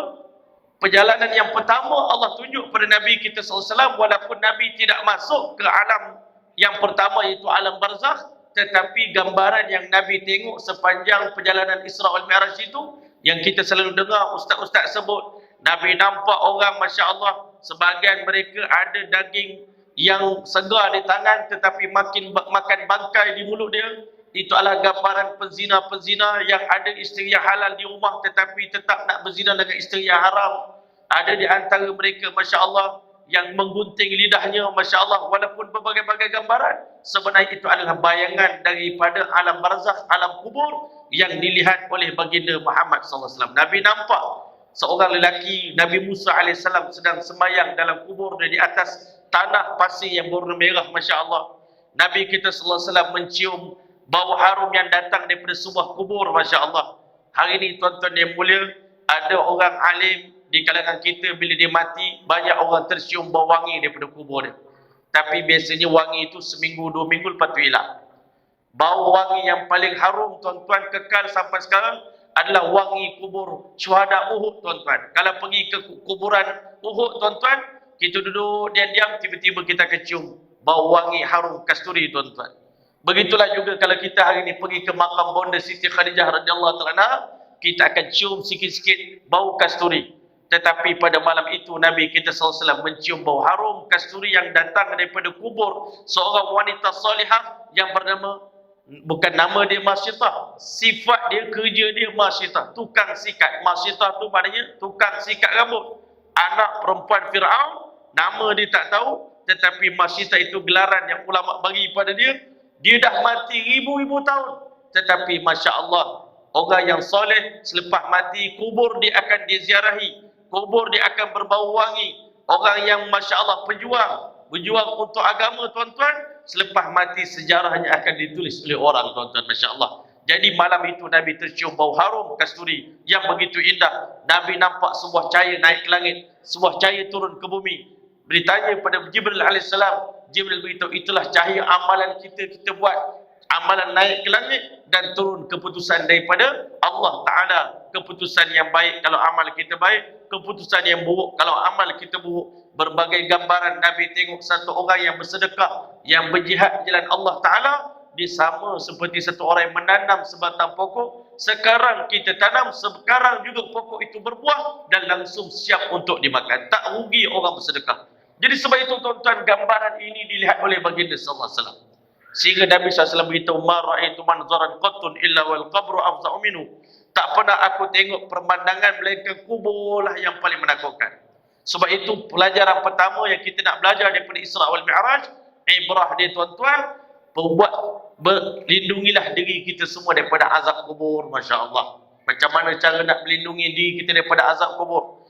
Nabi kita sallallahu alaihi wasallam pernah lalu di tepi kubur 2 orang sahabat dia yang sedang diazab dalam kubur, masya-Allah. 2 orang yang sedang diazab. Nabi SAW beritahu, 2 orang sahabat kamu ni sedang diazab dalam kubur. Wa ma yu'adzabani fi kabir, mereka berdua diazab bukan disebabkan dosa besar, tetapi amma ahaduhuma, salah seorang di antara mereka ni, kana yamshi bin namimah, dia selalu mengadu domba di tengah-tengah masyarakat, hasut orang sana, hasut orang sini, disebabkan itu dia diazab, diseksa dalam kubur. Ada seorang lagi, kana la yastatiru minal baul, dia tak berhati-hati waktu buang air kecil, masya-Allah, di mana saja dia buang, dia tak kisah. Najis tu mercik pada dia, disebabkan perkara tersebut dia diazab dalam kubur. Sebab itu ta'awwadhu billahi min azabil qabr. Mintalah perlindungan pada Allah daripada azab kubur. Salah satu daripadanya doa yang kita baca di penghujung sembahyang kita. Allahumma inni a'udzubika min azabil qabr wa min azabi jahannam wa min fitnatil mahya wal mamat wa na'udzubika min fitnatil masihid dajjal. Minta perlindungan daripada azab kubur. Dan salah satu daripada amalan yang dapat menjaga kita daripada azab kubur adalah dengan istiqamah mengamalkan suratul Sajadah dengan suratul Mulk, kerana sesungguhnya kedua-duanya dalam surah Al-Quran yang terdiri daripada 30 ayat yang dapat memelihara kita semua daripada azab kubur dan daripada fitnah kubur. Masya Allah, kubur pun ada fitnah, macam mana dunia pun ada fitnah, ada ujian dalam kubur. Dalam ujian dalam kubur adalah, kata ulama, tengok muka malaikat maut, daripada ingat jawapan, tengok muka malaikat, bukan malaikat maut, malaikat Munkar dan Nakir, tengok muka dia, lupa jawapan, tuan-tuan. Punya menakutkan wajah Munkar dan Nakir. Tahu dah tadi jawapan. Kita nak masuk Dewan Periksa tadi, hafal semua dah kitab kita. Tapi bila masuk dalam dewan, tengok muka cikgu, tengok muka ustaz, lupa jawapan. Masya Allah. Sebab itu tuan-tuan, sangat berat ujian dalam kubur. Sebab itu orang yang hidup kena minta tolong, kena bantu orang yang sedang disoal dalam kubur. Fas'alullaha lahu tasbit, mintalah kepada Allah Ta'ala semoga Allah kukuhkan iman di hati dia, tetapkan kalimah la ilaha illallah di lidah dia supaya dapat menjawab soalan dalam kubur, tuan-tuan. Semoga Allah Ta'ala pelihara kita daripada azab kubur. Tuan-tuan, sampai di Masya Allah, di Al-Quds, Masya Allah, kita dapat tengok macam mana layanan Allah Ta'ala. Sebab ulama' kata, kalau kita perhatikan ayat Isra' dengan ayat Mi'raj, berkenaan dengan Isra', Allah cuma sebut linuriyahu min ayatina. Kami nak tunjukkan kepada kekasih kami sebahagian kecil daripada tanda-tanda kekuasaan kebesaran kami. Kecil sikit-sikit, lintasan saja Nabi tengok tanda kebesaran Allah Ta'ala. Itu pun hati Nabi dah penuh dengan iman, keyakinan, dah penuh dengan semangat. Tetapi semangat yang kedua Allah Ta'ala nak bagi pada baginda sallallahu alaihi wasallam, itu penghormatan yang paling besar. Selama ini Nabi jadi imam di Masjidil Haram, tetapi tuan-tuan, pada malam itu Allah Ta'ala nak tunaikan janjinya. Allah Ta'ala nak muliakan Nabi kita sallallahu alaihi wasallam. Nabi masuk dalam Masjidil Aqsa, Nabi dapati arwahul anbiya, ruh para Nabi sedang menunggu kedatangan Nabi kita Muhammad sallallahu alaihi wasallam. Bayangkan, kita seorang berdakwah di Mekah, Nabi-Nabi lain semua di Al-Quds. Tiba-tiba malam itu, waktu Nabi tengah bersedih, memikirkan macam mana nasib dia seorang pendakwah, tetapi dihina, diseksa. Tetapi pada ketika Allah Ta'ala tunjukkan wajah Nabi-Nabi yang sebelum baginda sallallahu alaihi wasallam juga, mereka juga pernah berkorban untuk agama. Nabi Yahya alaihissalam pernah dibunuh oleh musuh Islam. Nabi Isa alaihissalam diancam bunuh oleh musuh Islam. Nabi Zakaria alaihissalam dibunuh oleh musuh Islam. Nabi Ibrahim, atuk kamu pernah dibakar dalam api. Nabi kita SAW bertemu dengan para anbiya alaihissalam. Dah tentu semangat Nabi berkobar-kobar untuk memperjuangkan agama Allah Ta'ala, memperjuangkan kalimah la ilaha illallah. Malam itu salat Isyak, sembahyang Isyak pada malam Isra wal Mi'raj itu, tuan-tuan, diimami oleh Imamul Qiblatain, imam yang menjadi imam di dua kiblat, iaitu baginda Muhammad Mustafa Rasulullah SAW. Bayangkan suasana salat Isyak yang mana imamnya adalah baginda Muhammad sallallahu alaihi wasallam dan makmumnya adalah 124,000 para nabi, tuan-tuan. Tak dapat dibayangkan suasana kerohanian, suasana yang penuh dengan cahaya, suasana yang penuh dengan keberkatan. Ulama kata masjid adalah tempat yang paling istimewa, paling mulia di atas muka bumi ini adalah masjid. Bukan mana-mana istana, bukan mana-mana tempat. Dan bayangkan suasana sembahyang berjemaah para nabi, tuan-tuan. Siapa boleh jadi imam pada malam Isra wal Mi'raj, berarti dialah manusia yang paling mulia di atas muka bumi ini. Di sisi Allah tak ada lain dah, tuan-tuan. Malam itu Allah muliakan baginda Muhammad SAW. Tapi sembahyang Isyak itu masih lagi di atas syariat Nabi Allah Ibrahim AS. Belum lagi dapat sembahyang yang kita sembahyang pada hari ini. Sembahyang itu hanya ada sujud dan rukuk saja, tuan-tuan. Kita sekarang ni dengan Fatihahnya, dengan surahnya. Semoga Allah Ta'ala bagi kita faham betapa hebatnya 2 rakaat sembahyang yang kita tunaikan. Sembahyang maghrib tadi, Masya Allah, sembahyang yang Nabi-Nabi lain pun tak pernah sembahyang macam kita sembahyang. Malaikat-malaikat pun tak dapat sembahyang macam kita sembahyang. Ini hadiah. Ulama kata hebatnya Nabi kita, dia yang berkorban, umat dapat nikmat, umat seronok. Kita dapat kelazatan. Nabi kita yang luka, kita yang dapat kenikmatan. Inilah mulianya Nabi kita Muhammad sallallahu alaihi wasallam. Tuan-tuan yang mulia, selesai sembahyang, malaikat Jibril alaihissalam offer pada Nabi kita SAW sedikit minuman. Masya Allah. Kita pun kadang-kadang penceramah datang tempat kita, ustaz nak minum sikit ke dulu sebelum ceramah? Tak, bagilah sikit air minum. Nabi kita SAW pun di offer 3 minuman. Masya Allah. Nak minum air arak ke, nak minum air biasa ke, nak minum air susu, Nabi kita SAW pilih susu, tuan-tuan.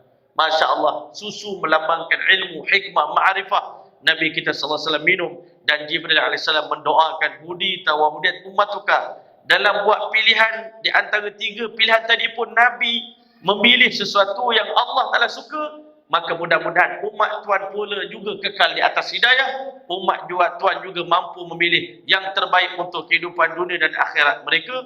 Berkat Nabi pilih susu sampai hari ini, kita masih lagi istiqamah di atas hidayah yang Nabi SAW tinggalkan kepada kita.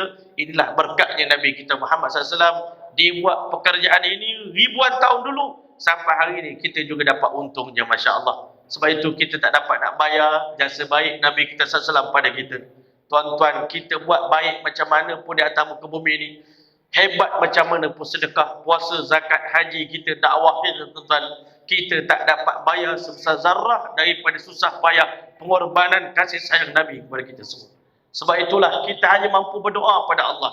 Jazallahu anna Muhammadan sallallahu alaihi wasallam bima huwa ahlu.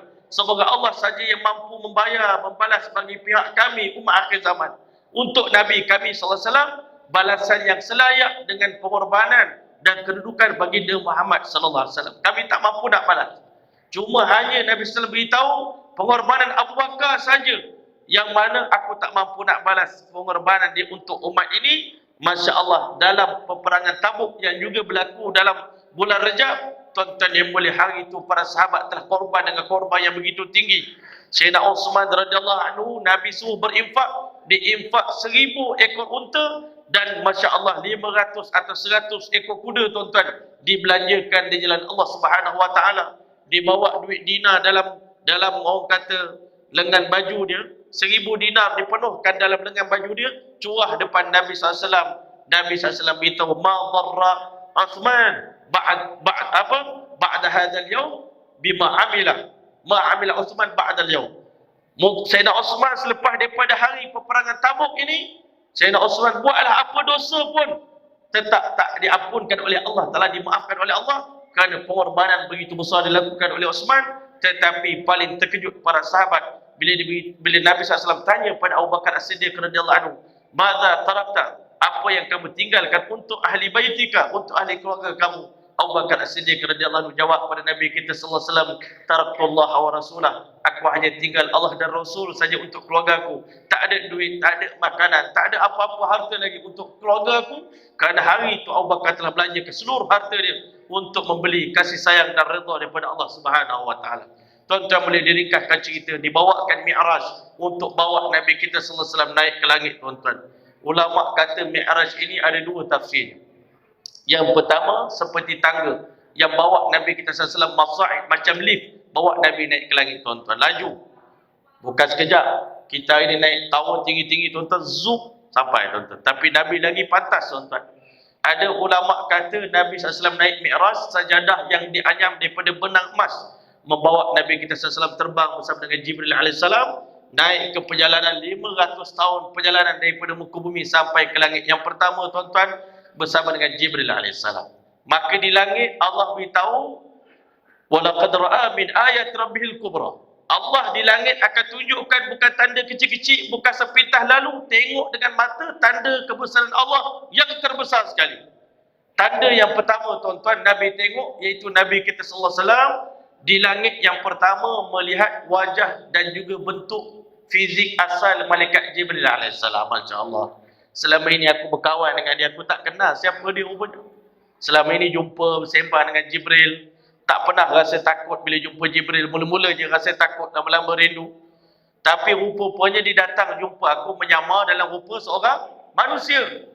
Tapi kali ini baru tengok Jibril alaihissalam sedang berdiri, ada ulama kata duduk atas kursi. Tetapi kakinya di dunia, kepalanya mencecah langit yang pertama. Begitu besarnya malaikat Jibril alaihissalam, dia panggil Jibrilul Amin. Jibril yang memegang amanah untuk sampaikan wahyu kepada Nabi kita sallallahu alaihi wasallam. dan sayap Jibril ada 500 sayap, ada ulama kata 600 sayap. Kalau dibukakan setiap sayap tadi akan tertutup antara timur dengan barat. Itu kebesaran Allah Ta'ala.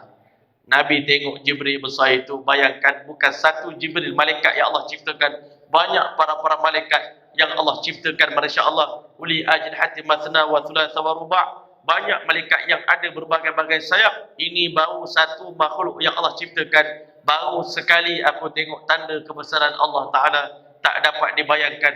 La nuhsi sana'an alaik, tak terhitung puji dan puja kami kepada engkau ya Allah. Ini baru satu makhluk ciptaan Allah melambangkan kebesaran Allah Ta'ala.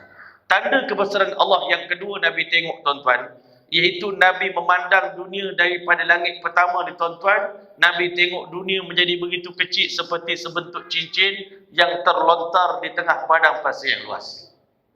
Tuan-tuan ada yang pakai cincin, pergi padang pasir dekat, Masya Allah, dekat Badar sana tuan-tuan, pergi dekat Badar ada Jabalul Malaikah, bukit malaikat.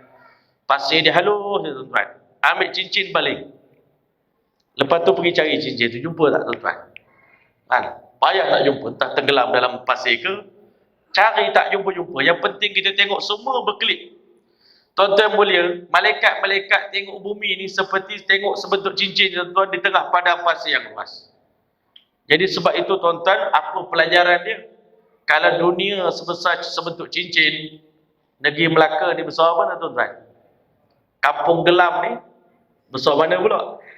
Dan kita ni pula, saya ni, Maulana Hilmi ni besar apa? Yang kita nak rasa kita ni sombong, nak kita rasa kita hebat, nak rasa kita ni famous, kan? Orang kenal kita, masyhur.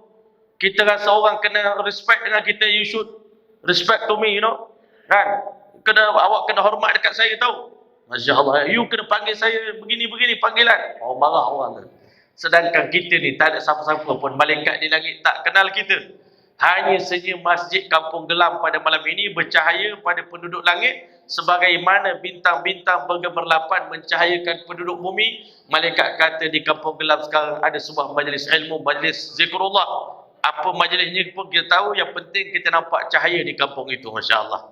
Sebab itu kalau rumah kita nak bercahaya, kena hidupkan amal dalam rumah. Masjid bercahaya kalau boleh, Masya Allah. Masjid kita bukan 5 waktu je bercahaya, kalau boleh 24 jam masjid kita hidup dengan amal Masjid Nabawi sebagaimana hidupnya Masjid Nabawi pada zaman baginda Muhammad SAW. Kalau boleh masjid kita ni sentiasa hidup. Tengah malam ada orang tahajud, kan? Pagi ada orang solat duha, ada kuliah duha, ada kuliah maghrib, ada baca Yasin, ada baca Masya Allah macam-macam lagi, surah Kahfi dan sebagainya. Menghidupkan masjid ini tuan-tuan, menjadikan penduduk langit nampak di kampung ini ada amalan sedang dijalankan. Tuan-tuan yang mulia, tanda kebesaran Allah yang ketiga, Nabi kita SAW tengok langit sendiri tuan-tuan. Itu satu tanda kebesaran Allah. Kita hari ini tengok ke atas tuan-tuan, yang kita tengok tu bukan langit lagi tuan-tuan. Kita nampak biru tu bukan langit. Warna langit yang sebenar adalah warna kemerah-merahan tuan-tuan. Fa idan syaqqatis sama fakanat wardatan kadihan. Pada hari langit terbelah, Nabi nampak warna langit adalah seperti kemerah-merahan bunga ros yang dicat dengan cat minyak tuan-tuan. Itulah warna langit. Hari ini kita nampak biru tu bukan langit lagi tuan-tuan. Masya Allah. Masya Allah. Nabi sampai di langit, Nabi nampak Masya Allah, dunia dibandingkan dengan langit pertama seperti sebentuk cincin di tengah padang pasir yang luas. Nabi bertapak memijak kaki di langit tuan-tuan. Seluruh warga langit sangat bangga dengan Nabi kita sallallahu alaihi wasallam. Seakan-akan apa mesej yang Allah nak sampaikan, wahai kekasihku Muhammad, jangan sedih kalau penduduk bumi halau kamu, usir kamu, ejek kamu, pukul kamu. Hari ini kamu tengok macam mana layanan orang langit. Masya Allah. Selalu kalau kita pergi luar tuan-tuan, saya datang Melaka ni, saya tengok Masya Allah sambutan orang Melaka, saya rasa seronok. Sebab apa? Tak sangka orang Melaka menyambut program-program agama, majlis maulid, majlis alim ulama' ni dengan sambutan yang luar biasa tuan-tuan, majlis ilmu. Maka bayangkan malaikat sambut Nabi SAW macam mana. Kali pertama jumpa dengan Nabi SAW, tak pernah jumpa dengan insan yang bernama Muhammad. Selama ini dengar nama saja. Kali ini baru tengok orangnya, Masya Allah, sangat indah, sangat tampan wajah baginda Muhammad SAW. Dan tanda kebesaran Allah yang ketiga, Nabi kita SAW beritahu, Attatis sama, aku dengar langit mengeluh, kata Nabi SAW. Wa haqqalaha an ta'ud, memang patut pun langit itu mengeluh. Kenapa? Ma min mawdi'in, tidak ada ruangan kosong walau biqaidi shibrin, walau dengan kadar satu jengkal di langit sana, illa wa fihi malakun wadi'un jabhatahu sajidan lillahi ta'ala, melainkan di setiap ruangan kosong itu ada pasti malaikat yang sedang sibuk meletakkan dahi mereka bersujud pada Allah Subhanahu wa taala. Ya Allah, alangkah indahnya, kata Nabi, kalau pemandangan ini ada di bumi. Waktu itu Nabi terkenangkan Masjidil Haram masih lagi dipenuhi dengan berhala-berhala. Nabi sedih tengok berhala tadi, tapi apakan daya, dakwah baru dilaksanakan, baru dimulai. Alangkah bertuahnya satu hari nanti Allah Ta'ala bersihkan Masjidil Haram dan seluruh masjid-masjid di dunia ini menjadi Baitullah. Dengan kata itulah tuan-tuan, Allah Ta'ala buat keputusan untuk jadikan ju'ilat liyal ardu masjidah. Bukan Masjidil Haram saja masjid, Allah telah jadikan seluruh permukaan bumi ini masjid bagi umat Muhammad sallallahu alaihi wasallam, tuan-tuan. Masya-Allah. Nabi kagum tengok malaikat, ada yang sedang sibuk bertakbir sampai hari kiamat. Allahu akbar, Allahu akbar, Allahu akbar. Ada malaikat qiyam tunduk di hadapan Allah sampai hari kiamat. Ada malaikat rukuk sampai hari kiamat. Ada malaikat sujud sampai hari kiamat. Tak tergambar satu pemandangan, Nabi tak nampak satu suasana maksiat pun ada di langit. Kita hari ini kalau keluar bandar, tuan-tuan, banyak pusat-pusat maksiat. Tetapi di langit tak ada seorang pun malaikat yang deraka pada Allah. Seakan-akan Allah nak beritahu, wahai Muhammad, seandainya penduduk bumi tak nak beribadat kepada kami, kami tak heran, kami tak kurang, kami tak rugi. Di hadapan kami ada triliun, multi-triliun para malaikat yang sentiasa beribadah kepada Allah dengan sepenuh hati dan khusyuk pada Allah. Nampak kebesaran keagungan Allah Ta'ala dan hati mereka tak pernah berubah. Hati manusia sembah Allah, ada khusyuk, ada tak khusyuk, ada ikhlas, ada tak ikhlas. Tapi malaikat semuanya khusyuk, semuanya ikhlas, beribadat kepada Allah Ta'ala, memuji Allah. Di antara malaikat yang bertasbih, bersujud memuji Allah, ada malaikat mengucapkan subhanallah wa bihamdi, subhanallahil azim. Ada malaikat yang bertamjid, ada malaikat yang bertakbir, ada malaikat yang bertahlil. Seluruh puji-pujian malaikat sembahkan hanya untuk Allah Subhanahu wa taala. Di langit yang pertama, Nabi kita sallallahu alaihi wasallam sangat terperanjat kerana di langit yang pertama ada seorang manusia yang bernama Adam alaihissalam. Masya-Allah. Dalam ramai-ramai malaikat dapat jumpa seorang manusia pun happy lah kita, tuan-tuan. Kalau kita pergi Mekah, tuan-tuan, tiba-tiba jumpa orang kampung kita seorang, Allahu Akbar. Ramai dengar orang kampung kita pergi haji, tapi seorang pakcik seorang je saya jumpa.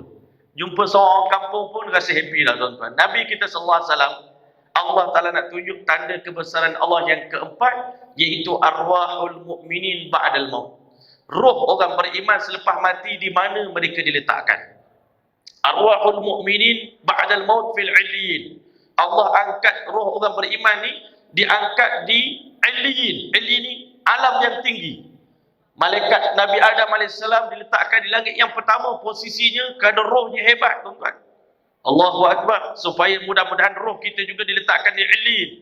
Roh orang kafir diletakkan dalam sijin, tuan-tuan. Lagi bawah, lagi bawah, lagi bawah. Neraka paling bawah, tuan-tuan.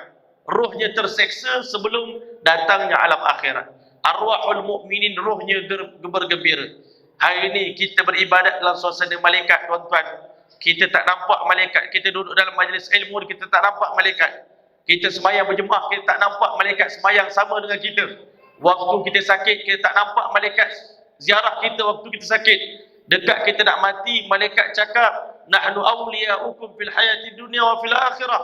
Kami sahabat kamu dunia akhirat. Rupanya bila kita mati, tuan-tuan, roh kita diizinkan oleh Allah duduk dalam suasana para malaikat. Mungkin ada di antara kita, para nabi boleh semayang selepas mati dalam kubur. Tetapi orang biasa tak boleh lagi beribadat dalam kubur. Cuma menikmati momen-momen yang indah itu, dikelilingi oleh ribuan para malaikat di saat kita sedang berada di alam kubur, menanti giliran kita untuk dihisap oleh Allah Subhanahu wa taala. Bila Nabi tengok muka Nabi Adam, Masya Allah, punya handsome. Allah ciptakan manusia paling handsome, paling cantik, paling tampan, sepenuh kecantikan ada pada Nabi Adam AS. Tiba-tiba tinggi Nabi Adam AS itu 60 hasta.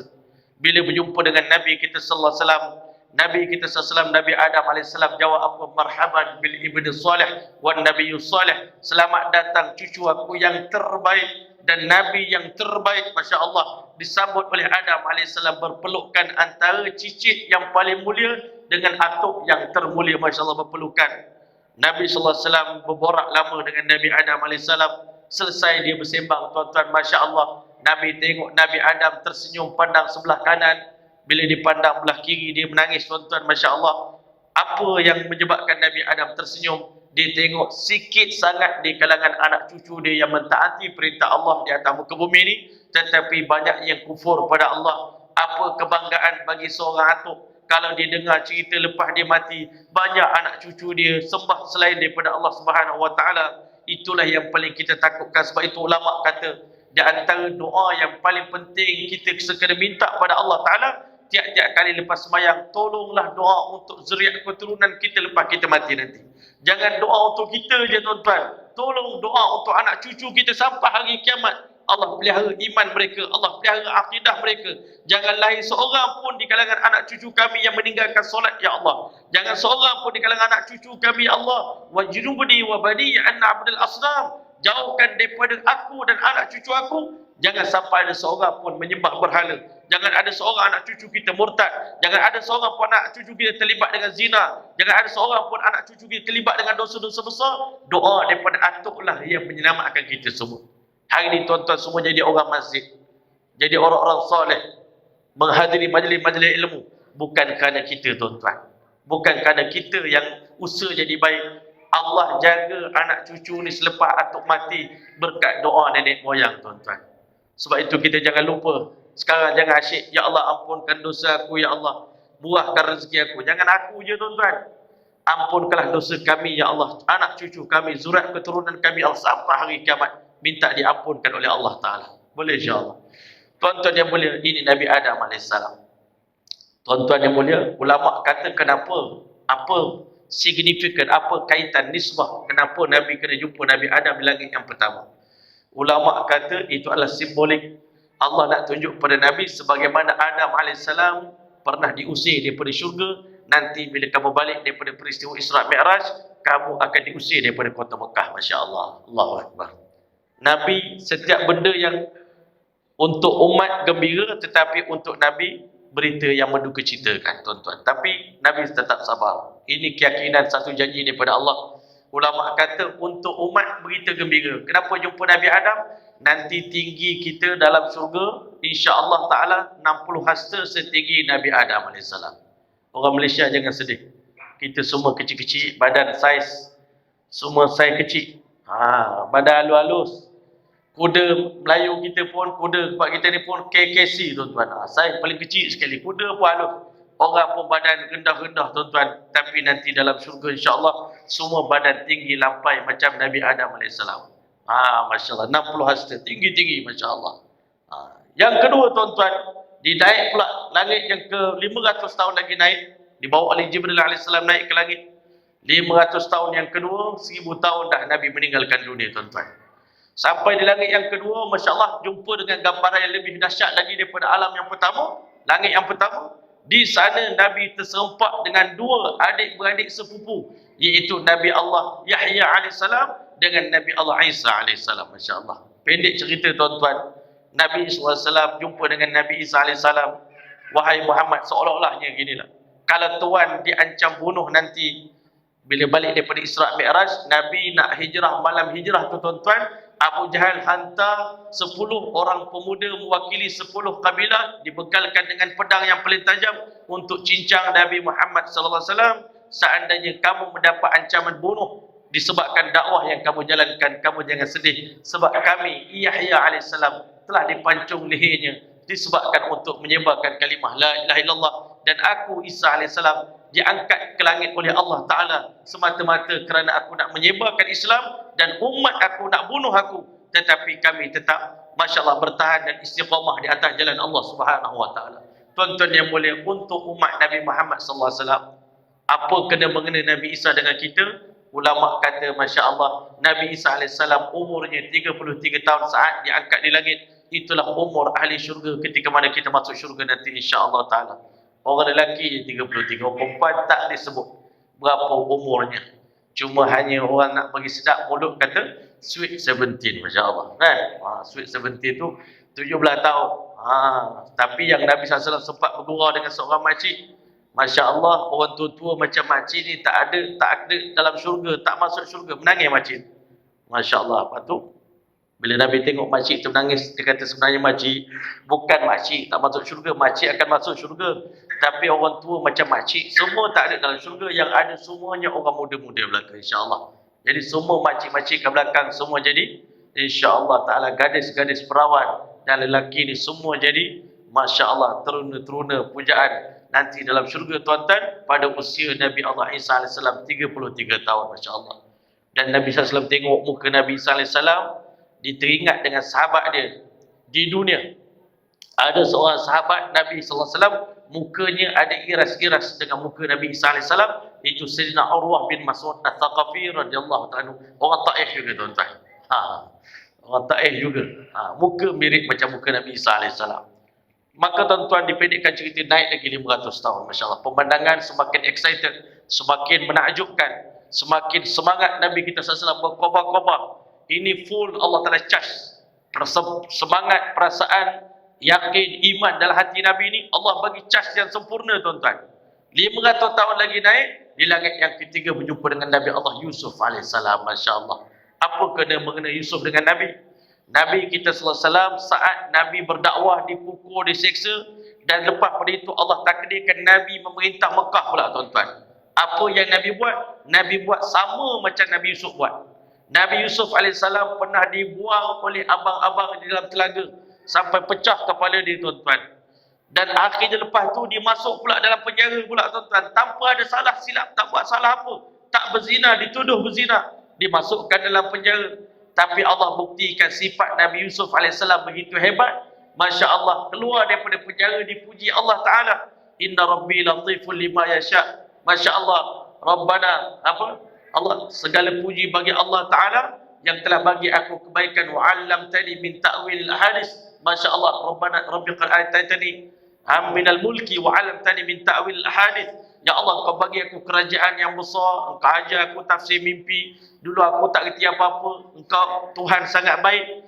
Bila Nabi Yusuf AS jadi Raja Mesir berkuasa, maka dia tidak menzalimi abang-abang dia, masya-Allah, yang pernah menyakiti dia. Bila abang baru kenal, adakah a'innaka la anta Yusuf, adakah kamu Yusuf?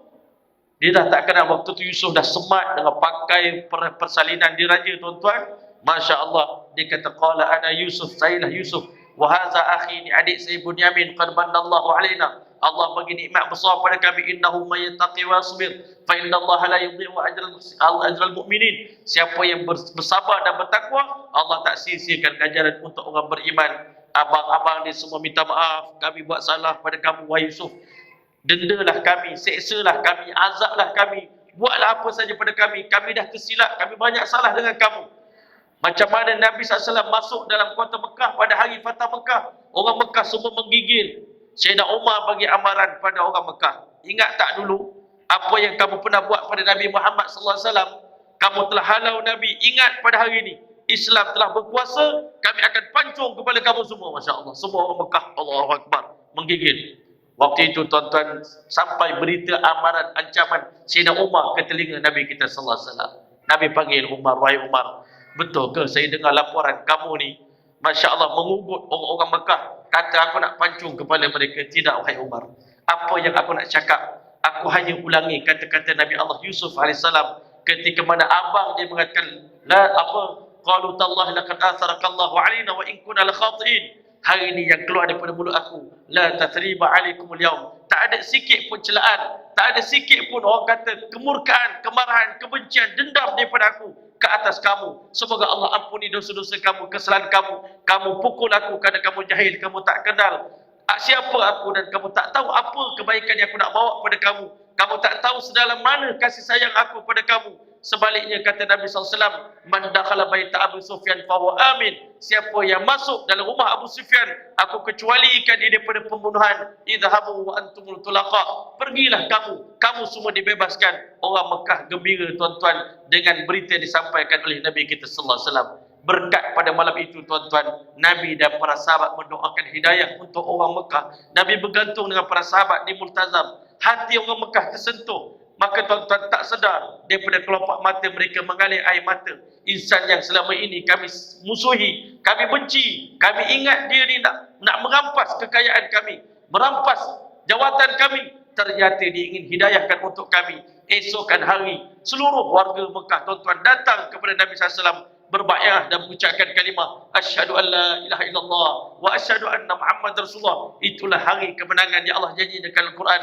Inna fatahna laka fatham mubina liyaghfirakallah ma taqaddama min dhanbika wa ma ta'akhkhar wa yutimmu ni'matahu 'alaik wa yahdiyaka siratan mustaqima.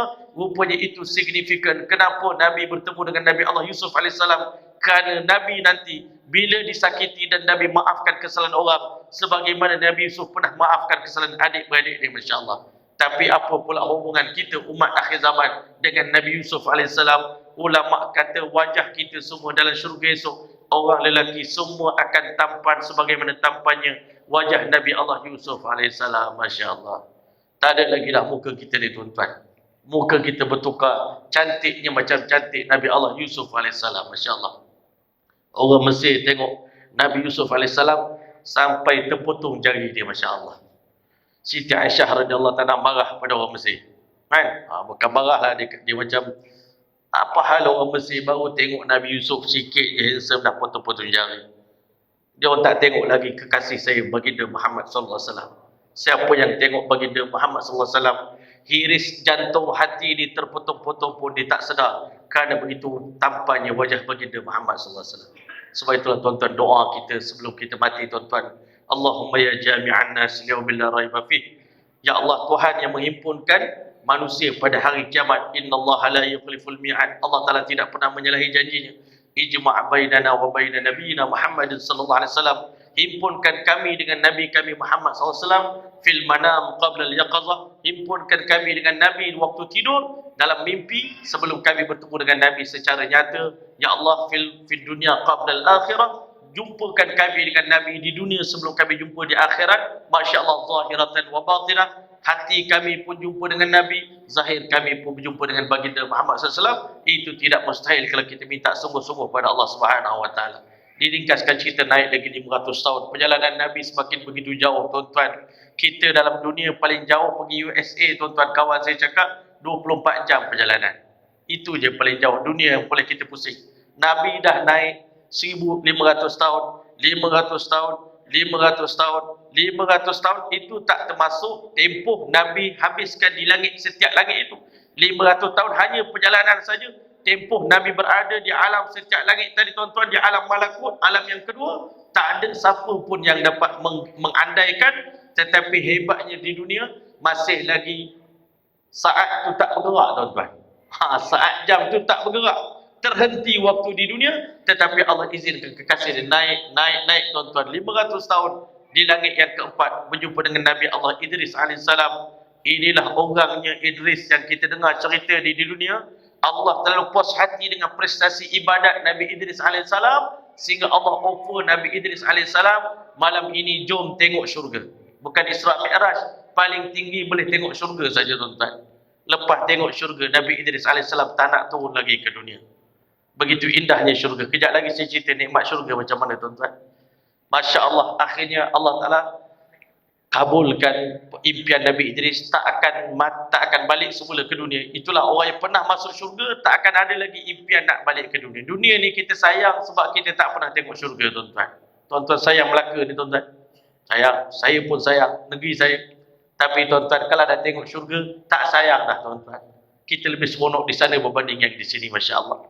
Nabi Idris alaihissalam, Allah Ta'ala muliakan dia. Rupanya lepas kita mati, setinggi Nabi Idris alaihissalam, Allah angkat roh orang beriman, Masya Allah. Mudah-mudahan kita faham benda ni tuan-tuan. Ulama kata untuk Nabi Isra Mi'raj pada malam yang disepakati, yang diceritakan oleh alim ulama pada malam 27 Rejab tuan-tuan. Tetapi untuk kita semua, adakah peluang Isra Mi'raj untuk kita? Ada dua peluang tuan-tuan. Yang pertama, di dunia kita juga dapat peluang Mi'raj macam Nabi Mi'raj. Sebab apa? Dalam hadis ada menyebut Bahkan ulama juga menyebutkan as-salatu mi'rajul mu'minin, sembahyang itu adalah mi'raj orang beriman. Macam mana Nabi naik ke langit, setiap kali kita sembahyang itulah mi'raj kita dengan Allah Ta'ala. Cuma mi'raj kita bukan dengan jasad, hanya roh kita saja mi'raj. Jasad kita masih lagi di Masjid Kampung Gelam ni tuan-tuan, Masya Allah. Tapi roh kita dah naik ke langit, seolah-olah kita menyembah Allah di aras Allah Ta'ala. Setiap kali kita sembahyang, kita rasa itulah sembahyang kita yang terakhir, sembahyang yang paling sempurna. Macam mana Nabi Mi'raj menghadap Allah malam Isra Mi'raj, setiap kali sembahyang itulah gambaran sembahyang kita, tuan-tuan, kaifiat sembahyang kita. Tuan-tuan dan rahmati Allah Subhanahu wa taala, naik lagi 500 tahun tuan-tuan. Peluang yang kedua bagi orang biasa macam kita nak dapat Mi'raj pada hari kita mati nanti tuan-tuan, insya-Allah. Hari kita mati, malaikat angkat roh kita di aras, dan di saat itulah kita akan berjumpa dengan Tuhan kita Allah Ta'ala. Macam mana Nabi berjumpa, dan hari itulah Allah Ta'ala akan sampaikan berita gembira pada kita. Ya ayyatuhan nafsul mutmainnah, irji'i ila rabbika radiyatan mardiyah, fadkhuli fi ibadi wadkhuli jannati. Itulah mi'raj kita pada hari kita terakhir berada di dunia, insya-Allah. Mudah-mudahan Allah kabulkan kedatangan kita, insya-Allah. Tuan-tuan yang boleh naik pula langit yang kelima. Di langit yang kelima, masya-Allah, berjumpa dengan Nabi Allah Harun alaihissalam. Masya-Allah, Nabi Harun ni dia tak terkenal di dunia ni. Tak banyak kita dengar cerita Nabi Harun, tapi dia mempunyai tinggi darjat dia. Langit yang kelima lagi tinggi pada Nabi Yusuf AS. Tuan-tuan yang boleh, Allah Ta'ala nak bagi isyarat pada Nabi, sebagaimana Harun AS disayangi oleh kaum dia, satu hari nanti selepas kaum membenci kamu wahai Muhammad, nanti orang Madinah akan sayang pada kamu, dan kamu akan mengecap manusia sayang pada kamu sehingga sanggup mengorbankan ahli keluarganya, anak isterinya, seluruh harta bendanya demi untuk mendapat cinta daripada baginda Muhammad sallallahu alaihi wasallam. Ini isyarat daripada Allah Ta'ala kenapa Nabi berjumpa dengan Nabi Allah Harun AS. Naik pula langit yang ke-6, berjumpa dengan Nabi Allah Musa AS. Nabi kata, aku tengok Nabi Musa AS, muka dia macam kabilah Bani Shanu'ah di Yaman. Muka Shanu'ah ni macam muka orang India sikit, mirip-mirip orang Hind sikit, orang India sikit. Tapi Masya Allah, itulah wajah yang iras-iras Nabi Allah Musa AS. Jumpa Nabi Musa AS. Nabi Musa paling lama bersembang dengan Nabi kita SAW. Lama ni aku memang tak lepaskan peluang. Sebab banyak sejarah saya dengan Nabi Muhammad SAW. Saya pernah minta 10 permintaan kepada Allah dalam kitab Taurat yang saya baca. Ya Allah, bagi nikmat ini pada umat aku. Allah kata tak boleh. Ini nikmat untuk umat Muhammad. Tilka ummatu Ahmad. Tilka ummatu Ahmad. Tilka ummatu Ahmad. Habis semua umat Muhammad tapau belaka. Semua dapatkan umat Muhammad. Apa yang tinggal untuk umat saya, wahai Allah? Saya pun Nabi hebat juga. Saya pun Nabi Ulul Azmi juga. Semua nikmat bagi dekat umat Nabi Muhammad SAW. Ya Allah, aku baca dalam kitab Taurat, akan datang satu umat yang beramal satu amal kebaikan, pahalanya dilipat kali gandakan daripada 10 sehingga ke 700 kali ganda. Ila adhafin kathirah. Ganjaran yang banyak. Ya Allah, jadikan ganjaran ini, kelebihan ini untuk umatku, ya Allah. Allah kata tilka umat Ahmad. Itu untuk umat Muhammad. Allahu Akbar. Aku dengar, ya Allah, dalam kitab Taurat, akan lahir di akhir zaman satu umat yang akan melakukan kerja dakwah, mengajak manusia kepada kebaikan, amar ma'ruf nahi mungkar. Ya Allah, jadikan umat itu umatku, ya Allah. Allah kata tak boleh. Tilka umat Ahmad. Itu untuk umat Muhammad. 10 permintaan. Tak makbul belaka, tuan-tuan. Semua Allah bagi untuk umat Nabi Muhammad SAW. Akhirnya Nabi Musa AS kata, siapa agaknya Muhammad?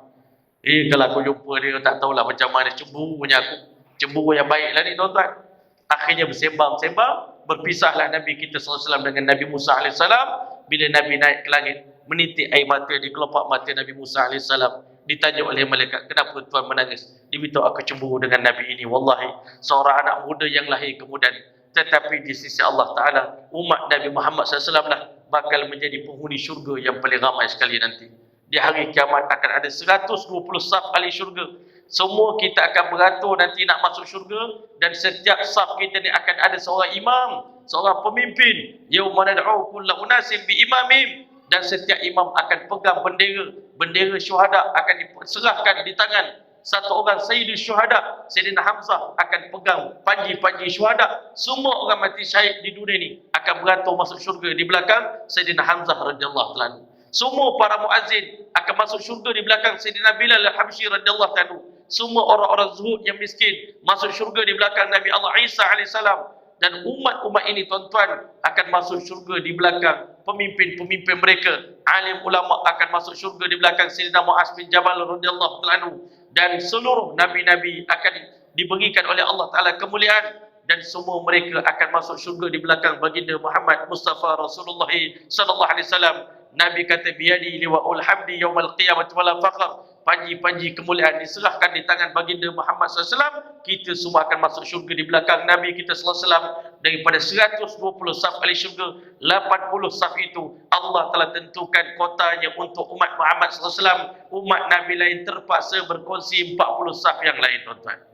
Inilah sebab Nabi Musa AS sangat cemburu dengan Rasulullah SAW, cemburu dengan umat akhir zaman. Selepas itu Nabi kita SAW naik ke Baitul Ma'mur. Alangkah menakjubkan suasana di Baitul Ma'mur. Nama pun Ma'mur, tuan-tuan. Ma'mur ini sentiasa meriah.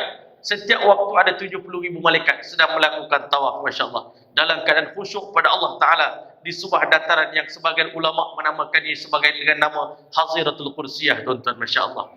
Di dinding, Masya Allah, Baitul Ma'mur, kiblat itu, tuan-tuan, seorang hamba Allah Ta'ala di kalangan manusia ini sedang bersandar di dinding Kaabah, di Baitul Ma'mur. Rupanya itulah Ibrahim AS.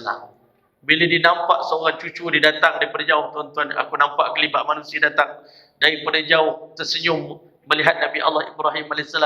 Bila bagi salam, berkenalan, Masya Allah, saya Muhammad bin Abdullah, Masya Allah. Siapa nama tuan? Anak Ibrahim. Masya Allah, aku Ibrahim. Selamat datang, marhaban bil ibnu salih wan nabiy salih. Selamat datang cucu aku. Tak sia-sia aku doa dulu, ya Allah, lahirkan daripada anak cucu aku seorang nabi. Rabbana wab'ath fihim rasulan minhum yatlu 'alaihim ayatika wa yu'allimuhumul kitaba wal hikmata wa yuzakkihim innaka antal azizul hakim. Doa ini dikabulkan oleh Allah Subhanahu wa taala. Ulama kata berkat Nabi Ibrahim berkorban untuk agama dengan pengorbanan yang begitu dahsyat. Sebab itu ulama kata segala hadiah dapat selepas korban. Kalau kita korban nanti gaya haji, tuan-tuan, lepas korban pasti ada Allah bagi hadiah baru dalam hidup kita, tuan-tuan. Nabi Ibrahim korban untuk agama habis-habisan. Allah bagi dia 3 anugerah.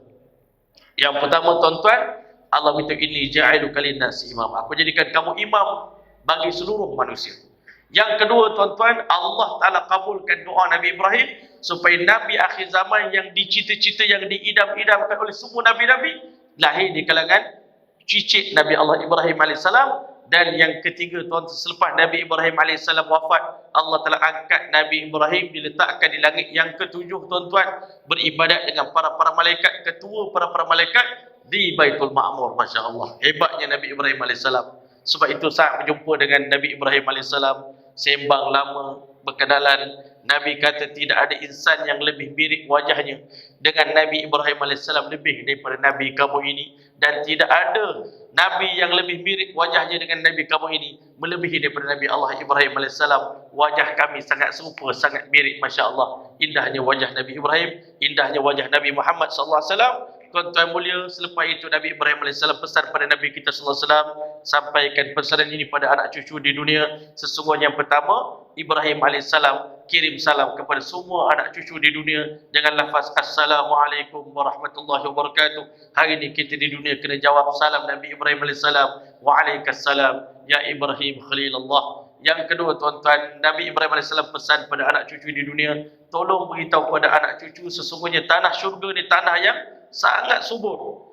Dan tanaman dia, Masya Allah, sekarang kita tanam, sekarang dia berbuah. Itulah tanaman. Sama ada 2 riwayat, satu menyebut Subhanallah, Alhamdulillah, La ilaha illallah, Allahu Akbar. Ada satu lagi riwayat menyebut La hawla wa la quwwata illa billahil aliyil azim.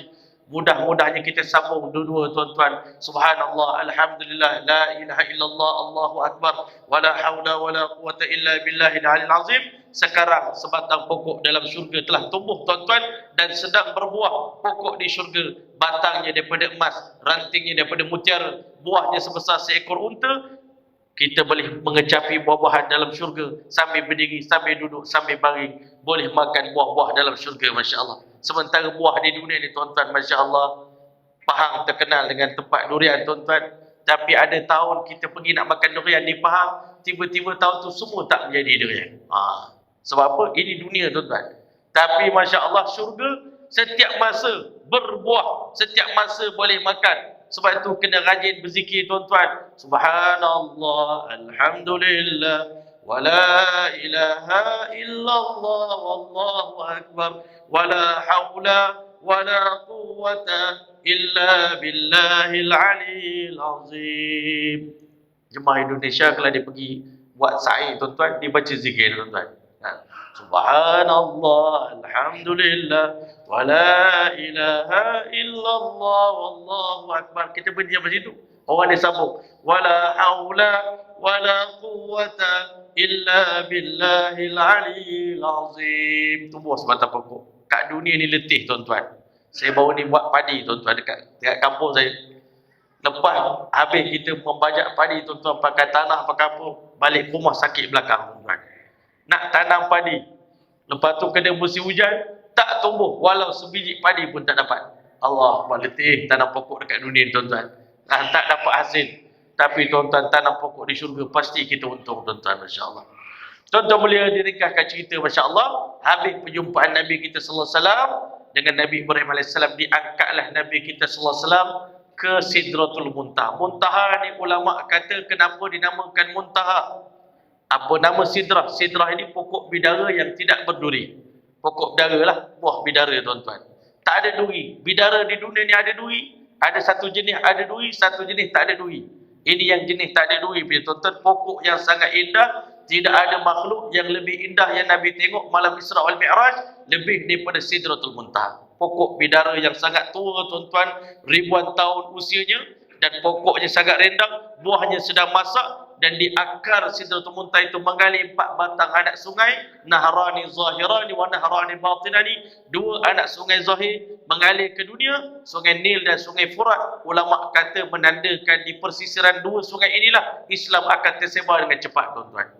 Dan yang kedua-dua anak sungai mengalir ke syurga, tak disebutkan namanya. Tapi dalam Quran, dalam surah Ad-Dahri, Allah ada sebut. Yang pertama, ainan fiha tusamma salsabila. Yang pertama, air mata air di syurga. Salah satu daripada sungai yang mengalir di syurga adalah sungai salsabila. Satu lagi diberitahu, wa yasqauna fiha ka'san, satu lagi disebut zanjabila. Masya-Allah. Salsabila ni air sejuk tuan-tuan, zanjabila ni air panas. Kita hari ni suka di dunia, kalau orang tanya what you prefer, hot drink or cold drink, kan? Nak minum air panas ke air sejuk? I prefer cold drink, insya-Allah. Kan? Kita nak minum air sejuk. Jadi air sejuknya tuan-tuan, salsabila, masya-Allah. Datang orang Melayu buat nama anak dia salsabila, masya-Allah. Nama sungai di syurga. Tak salah, tapi tak apalah. Bubuh nama sungai tuan-tuan. Jadi tuan-tuan mulia, di Sidratul Muntaha tadilah Allah Taala tunjukkan beberapa pemandangan. Bila Nabi SAW sampai di Sidratul Muntaha, faghasyaha ma ghasya. Allah Taala liputi Sidratul Muntaha ni dengan liputan yang hanya Nabi je tahu. Tapi ulama tafsirkan seperti kabus, tetapi kabus itu berwarna-warni tuan-tuan, masya-Allah. Yang sangat indah. Bayangkan kita duduk bawah pokok, suasana sangat sejuk, kabus tebal tuan-tuan, dan kita seorang je duduk kat situ tuan-tuan, masya-Allah. Tak ada siapa tengok kita. Sekarang ni dekat dunia kita pergi merantau mana-mana, kita ambil gambar kita seorang selfie, masya-Allah. Kita letak dalam Facebook, satu dunia tahu kita sedang berjalan di Norway, masya-Allah. Tapi Nabi kita SAW seorang-seorang dekat Sidratul Muntaha. Nabi SAW tak dapat nak cerita dengan siapa pemandangan itu tuan-tuan, nak kongsi, tapi pemandangan yang sangat-sangat indah, sangat-sangat menarik tuan-tuan, tak boleh nak kongsi dengan siapa. Sangat cantik tuan-tuan.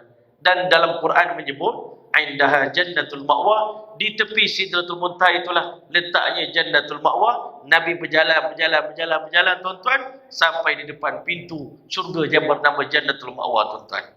Masuklah Nabi, diizinkan oleh Jibril AS. Ayo kita masuk dalam syurga. Nabi balik ke dunia cerita tentang syurga kepada sahabat. Apa definisi syurga? Yang Nabi sebut sifat-sifat syurga. Mudah-mudahan kita semua berdoa pada Allah dalam bulan Ramadan, Allahumma inna nas'aluka ridhaka wal jannah wa na'udzubika min sakhatika wan nar. Nabi sungguh minta syurga. Kan, masya-Allah, sallallahu al jannah. Mintalah syurga pada Allah. Kita kena minta syurga, jangan malu. Hari ni kita duk malu-malu kucing tuan-tuan. Bila kita sebut nak masuk syurga dah, Ustaz, kami ni duduk tepi pintu syurga pun cukup dah Ustaz. Tak masuk pun tak apa. Kami ni dosa banyak Ustaz.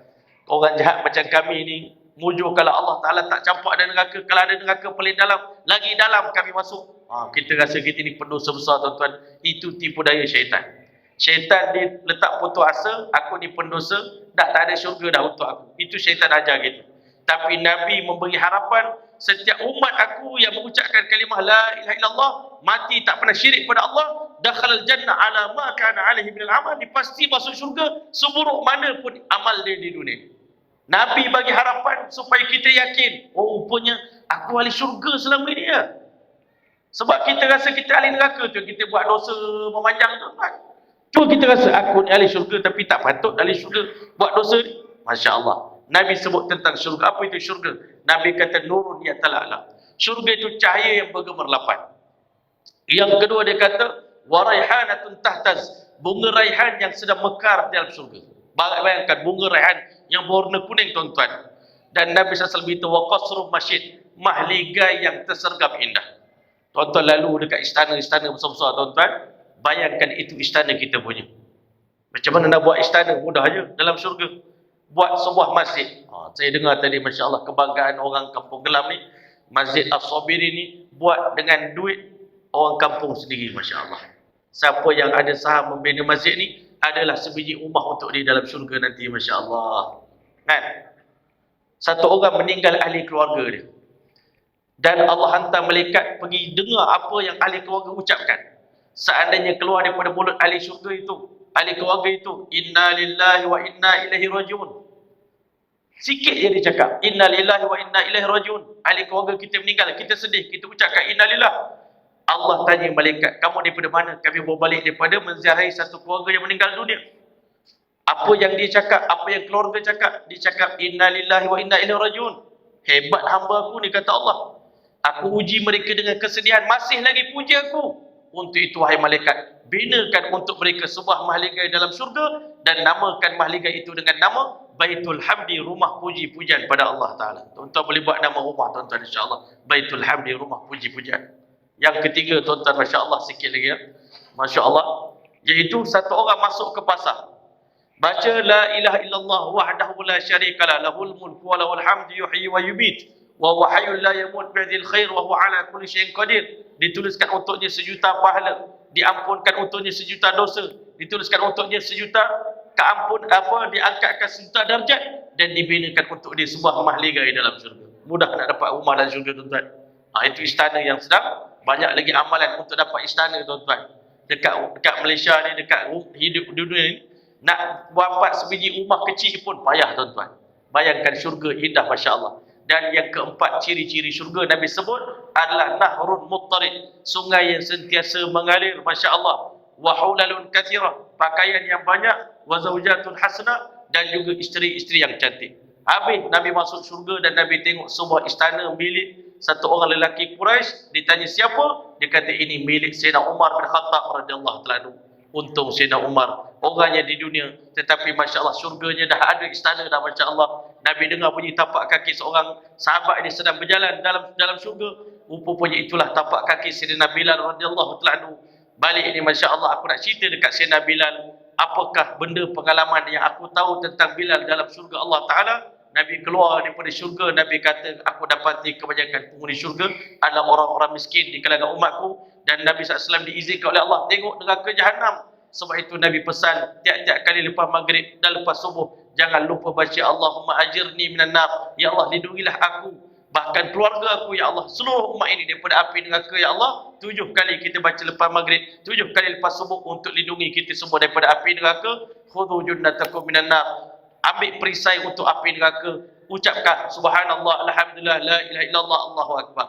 Maka akhirnya tuan-tuan boleh sampailah Nabi kita SAW ke satu tempat yang dinamakan Mustawa tuan-tuan. Tempat di mana ulama beritahu itulah muntahah syaraf, puncak daripada kemuliaan satu orang malaikat. Sampai di situ saja Sayyidul Malaikah, penghulu malaikat. Tapi penghulu manusia baginda Muhammad SAW diizinkan oleh Allah Ta'ala masuk ke sebuah alam yang dinamakan sebagai alam Jabarut. Alam yang hanya Nabi SAW saja tahu apa pemandangan yang begitu indah yang disaksikan oleh Allah Ta'ala. Di sanalah letaknya kursi Allah, di sana letaknya aras Allah, di sana letaknya qalam, di sana letaknya lauhul mahfuz. Nabi kita sallallahu alaihi wasallam masuk menghadap Allah Subhanahu wa taala. Tak diceritakan oleh Nabi secara detail apa yang Nabi sembangkan waktu Nabi jumpa dengan Allah Ta'ala. Tapi selaku kita ni orang duduk di luar tuan-tuan, duduk di bawah. Kalau macam mana kita tengok masa pilihan raya, menteri-menteri datang menghadap yang di Pertuan Agong, pembaca berita duduk luar pagar cerita. Nampak gayanya mungkin, kemungkinan. Dia tak tahu pun orang tu cerita apa, tapi kemungkinan besar. Kita ni umat akhir zaman, tak tahu pun Nabi kita sembang apa.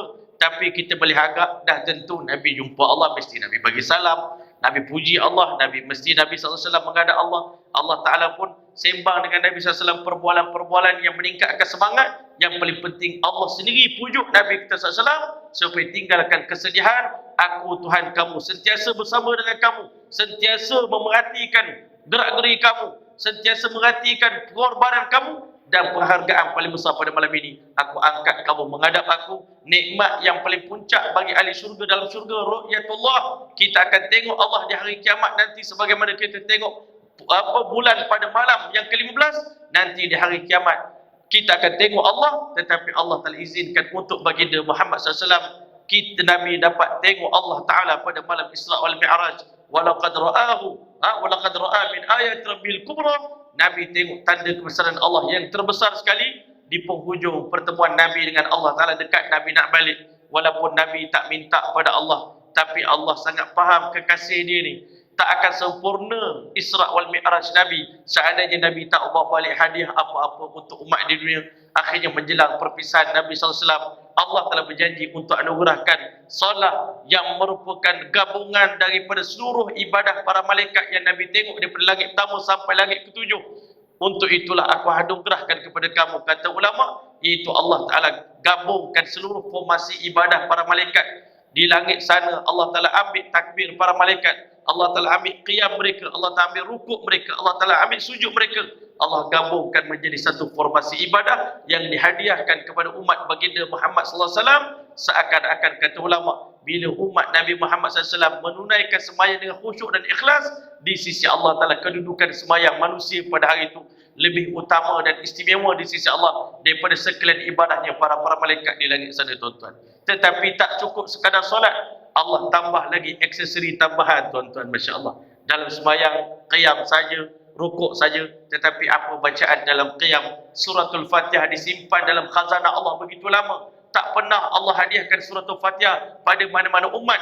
Berkat turun sembahyang, Allah turunkan suratul Fatihah menjadi bacaan umat baginda Muhammad SAW, bukan umat lain, bukan malaikat. Tak pernah baca suratul Fatihah dalam sembahyang. Hanya kita umat akhir zaman boleh baca Fatihah, boleh baca surah yang panjang-panjang dalam sembahyang. Itu aksesori tambahan. Zikir-zikir yang kita baca, bahkan tasyahud, tahiyat yang kita baca, tuan-tuan, itu semua melambangkan anugerah Allah, penghambaan yang paling sempurna. Nabi menderita akibat dipukul, diseksa oleh orang Taif, bawa balik hadiah yang paling istimewa berupa solat kepada umat ini, tuan-tuan. Dapat semayang, sahabat Nabi sangat happy. Ya Rasulullah, selama ini kami banyak masalah dalam hidup kami.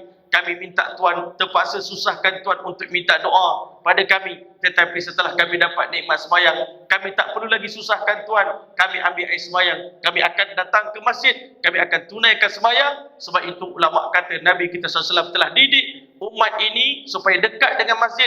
Apa pun masalah berlaku dalam hidup, jangan lupa masjid. Datanglah ke masjid, tunaikanlah sembahyang hajat 2 rakaat. Pasti Allah telah akan selesaikan masalah kita semua. Sebab itu, tuan-tuan, dalam Masjidil Haram, Masjid Nabawi, ada sebatang tiang dinamakan tiang Abu Lubabah, yang mana tiang itu tempat seorang sahabat nak bertaubat pun dia datang ke masjid untuk bertaubat. Ada masalah gempa bumi, datang ke masjid. Ada masalah tsunami, datang ke masjid. Apapun ujian di akhir zaman nanti, Dajjal datang ke kampung kita, menjawablah dalam masjid. Inilah benteng pertahanan kita di akhir zaman. Dan sembayanglah hubungan kita dengan Allah Subhanahu Wa Taala. Nabi waktu turun daripada langit, tuan-tuan, nak turun ke bumi, waktu itu, tuan-tuan, kita dengarlah Nabi minta diskaun daripada Allah Ta'ala. Selepas dapat 5 sembahyang, tuan-tuan, Allah SWT datangkan satu suara, wahai Muhammad, itulah sembahyang 5 waktu. Tetapi di sisi kami, umat kamu yang menunaikan 5 waktu sembahyang, diiktiraf sebagai mendapat 50 pahala di sisi Allah Ta'ala. Pahala 50 sembahyang, walaupun kita sembahyang 5 rakaat. Selepas itu, tuan-tuan, Nabi SAW balik cerita pengalaman Isra wal Mi'raj itu kepada orang-orang musyrikin. Ada 3 golongan mendengar berita Isra wal Mi'raj. Yang pertama, Abu Jahal dengan kawan-kawan dia. Ada di antara mereka yang mengolok-olokkan Nabi, tutup telinga sambil dengar cerita Isra' Mi'raj. Ada di antara mereka yang baru berminat nak masuk Islam, dengar cerita Isra' Mi'raj, tak jadi masuk Islam. Yang terakhir disampaikan berita pada Abu Bakar As-Siddiq radhiyallahu anhu. Abu Bakar kata, kalaulah yang menerima berita ini adalah baginda Muhammad SAW, lebih besar daripada Isra' Mi'raj pun, kami bersedia untuk beriman kepada baginda Muhammad SAW. Dia adalah Al-Amin, orang yang paling jujur dan amanah. Hari itu diberikan gelaran As-Siddiq pada Abu Bakar As-Siddiq radhiyallahu anhu kerana dia mempercayai baginda SAW. Dan hari itu Jibril AS turun. Kalau kita pergi ke Mekah tuan-tuan, di Syazarwan itu ada kepingan marmar yang diletakkan dekat dengan Hajarul Aswad pada di punya dinding Kaabah tu tuan-tuan. Ulama kata di situlah, sebahagian ulama kata lokasi tempat Jibril AS datang turun ke dunia mengajar Nabi SAW cara menunaikan solat.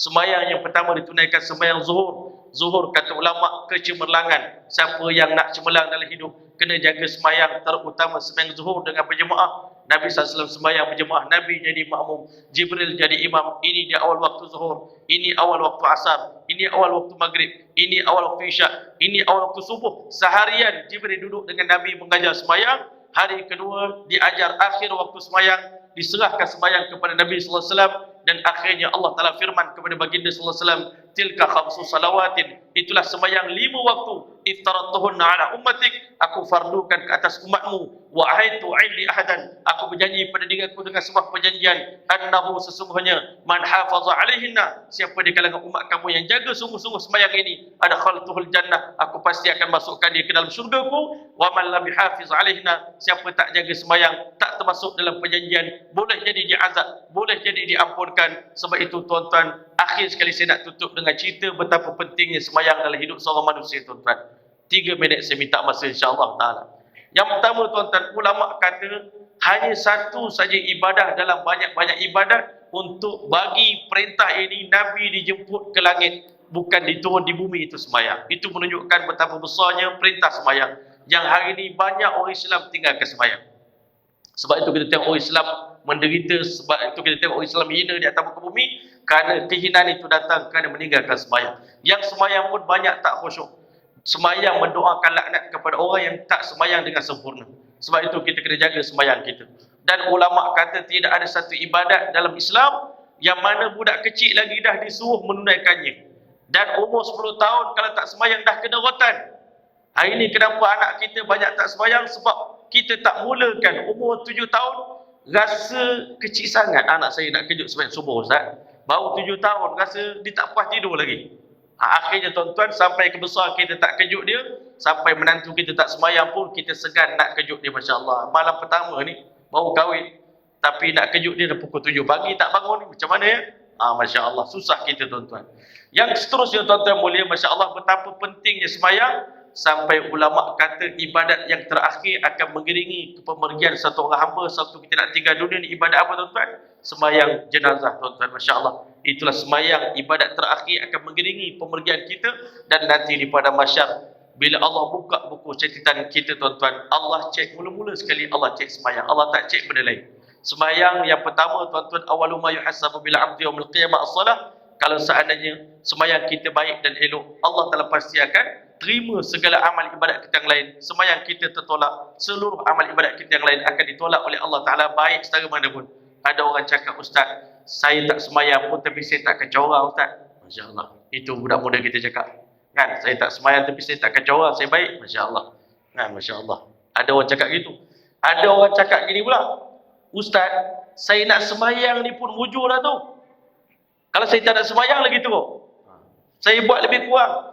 Ada orang dia sembahyang dicincai-cincai tuan-tuan, dia buat. Sebab itu tuan-tuan, syaitan ni dia ada 7 lapisan dia sesatkan manusia. Pertama, jangan sembahyang. Masya Allah, engkau tu sembahyang pun tak masuk syurga juga. Engkau tu memang dah jahat. Kau cakap, okey, kata tak apa, aku sembahyang ini perintah Allah, aku bukan percaya pada cakap kau.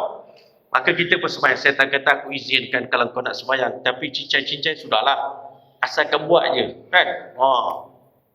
Kita cakap syaitan mana boleh sembahyang, kena buat betul-betul lah, baru dapat penerimaan daripada Allah. Kita pun sembahyang elok-elok. Kita sembahyang elok-elok, dia kata bagusnya sembahyang kau ya, aku rasa dalam kampung gelap ni sembahyang kau lah yang paling khusyuk sekali. Pula dah Tadi disuruh kita sembahyang main-main, kita sembahyang elok-elok, dia kata kita bangun pula. Tak ada, setan. Aku mengharapkan pandangan Allah pada aku. Aku tak perlukan pandangan manusia. Pandangan Allah dah cukup. Allah tengok sembahyang aku pun dah cukup dah. Masya Allah, hebat kamu ya. Terselamat kamu daripada tipu daya aku. Bukan calan-calan orang boleh selamat daripada aku ni. Kita kata dah, ini semua dengan limpah kurnia daripada Allah Subhanahu Wa Taala. Masya Allah, akhirnya syaitan kata, aku dah bagi banyak buah kat dia ni. Tak sesat-sesat juga, akhirnya dia kata, engkau ni, dengar sini baik-baik. Orang manusia ni buat baik macam mana pun, keputusan akhir Allah yang tentukan dia masuk syurga atau tidak. Kan? Buat baik pun kalau Allah kata masuk neraka, neraka. Buat jahat pun kalau Allah kata masuk syurga, syurga juga. Itu syaitan punya, dia reverse psikologi kat kita tuan-tuan. Kita cakap syaitan, aku lebih percayakan janji Allah daripada janji engkau. Engkau tu musuh. Memang nyata dah musuh aku.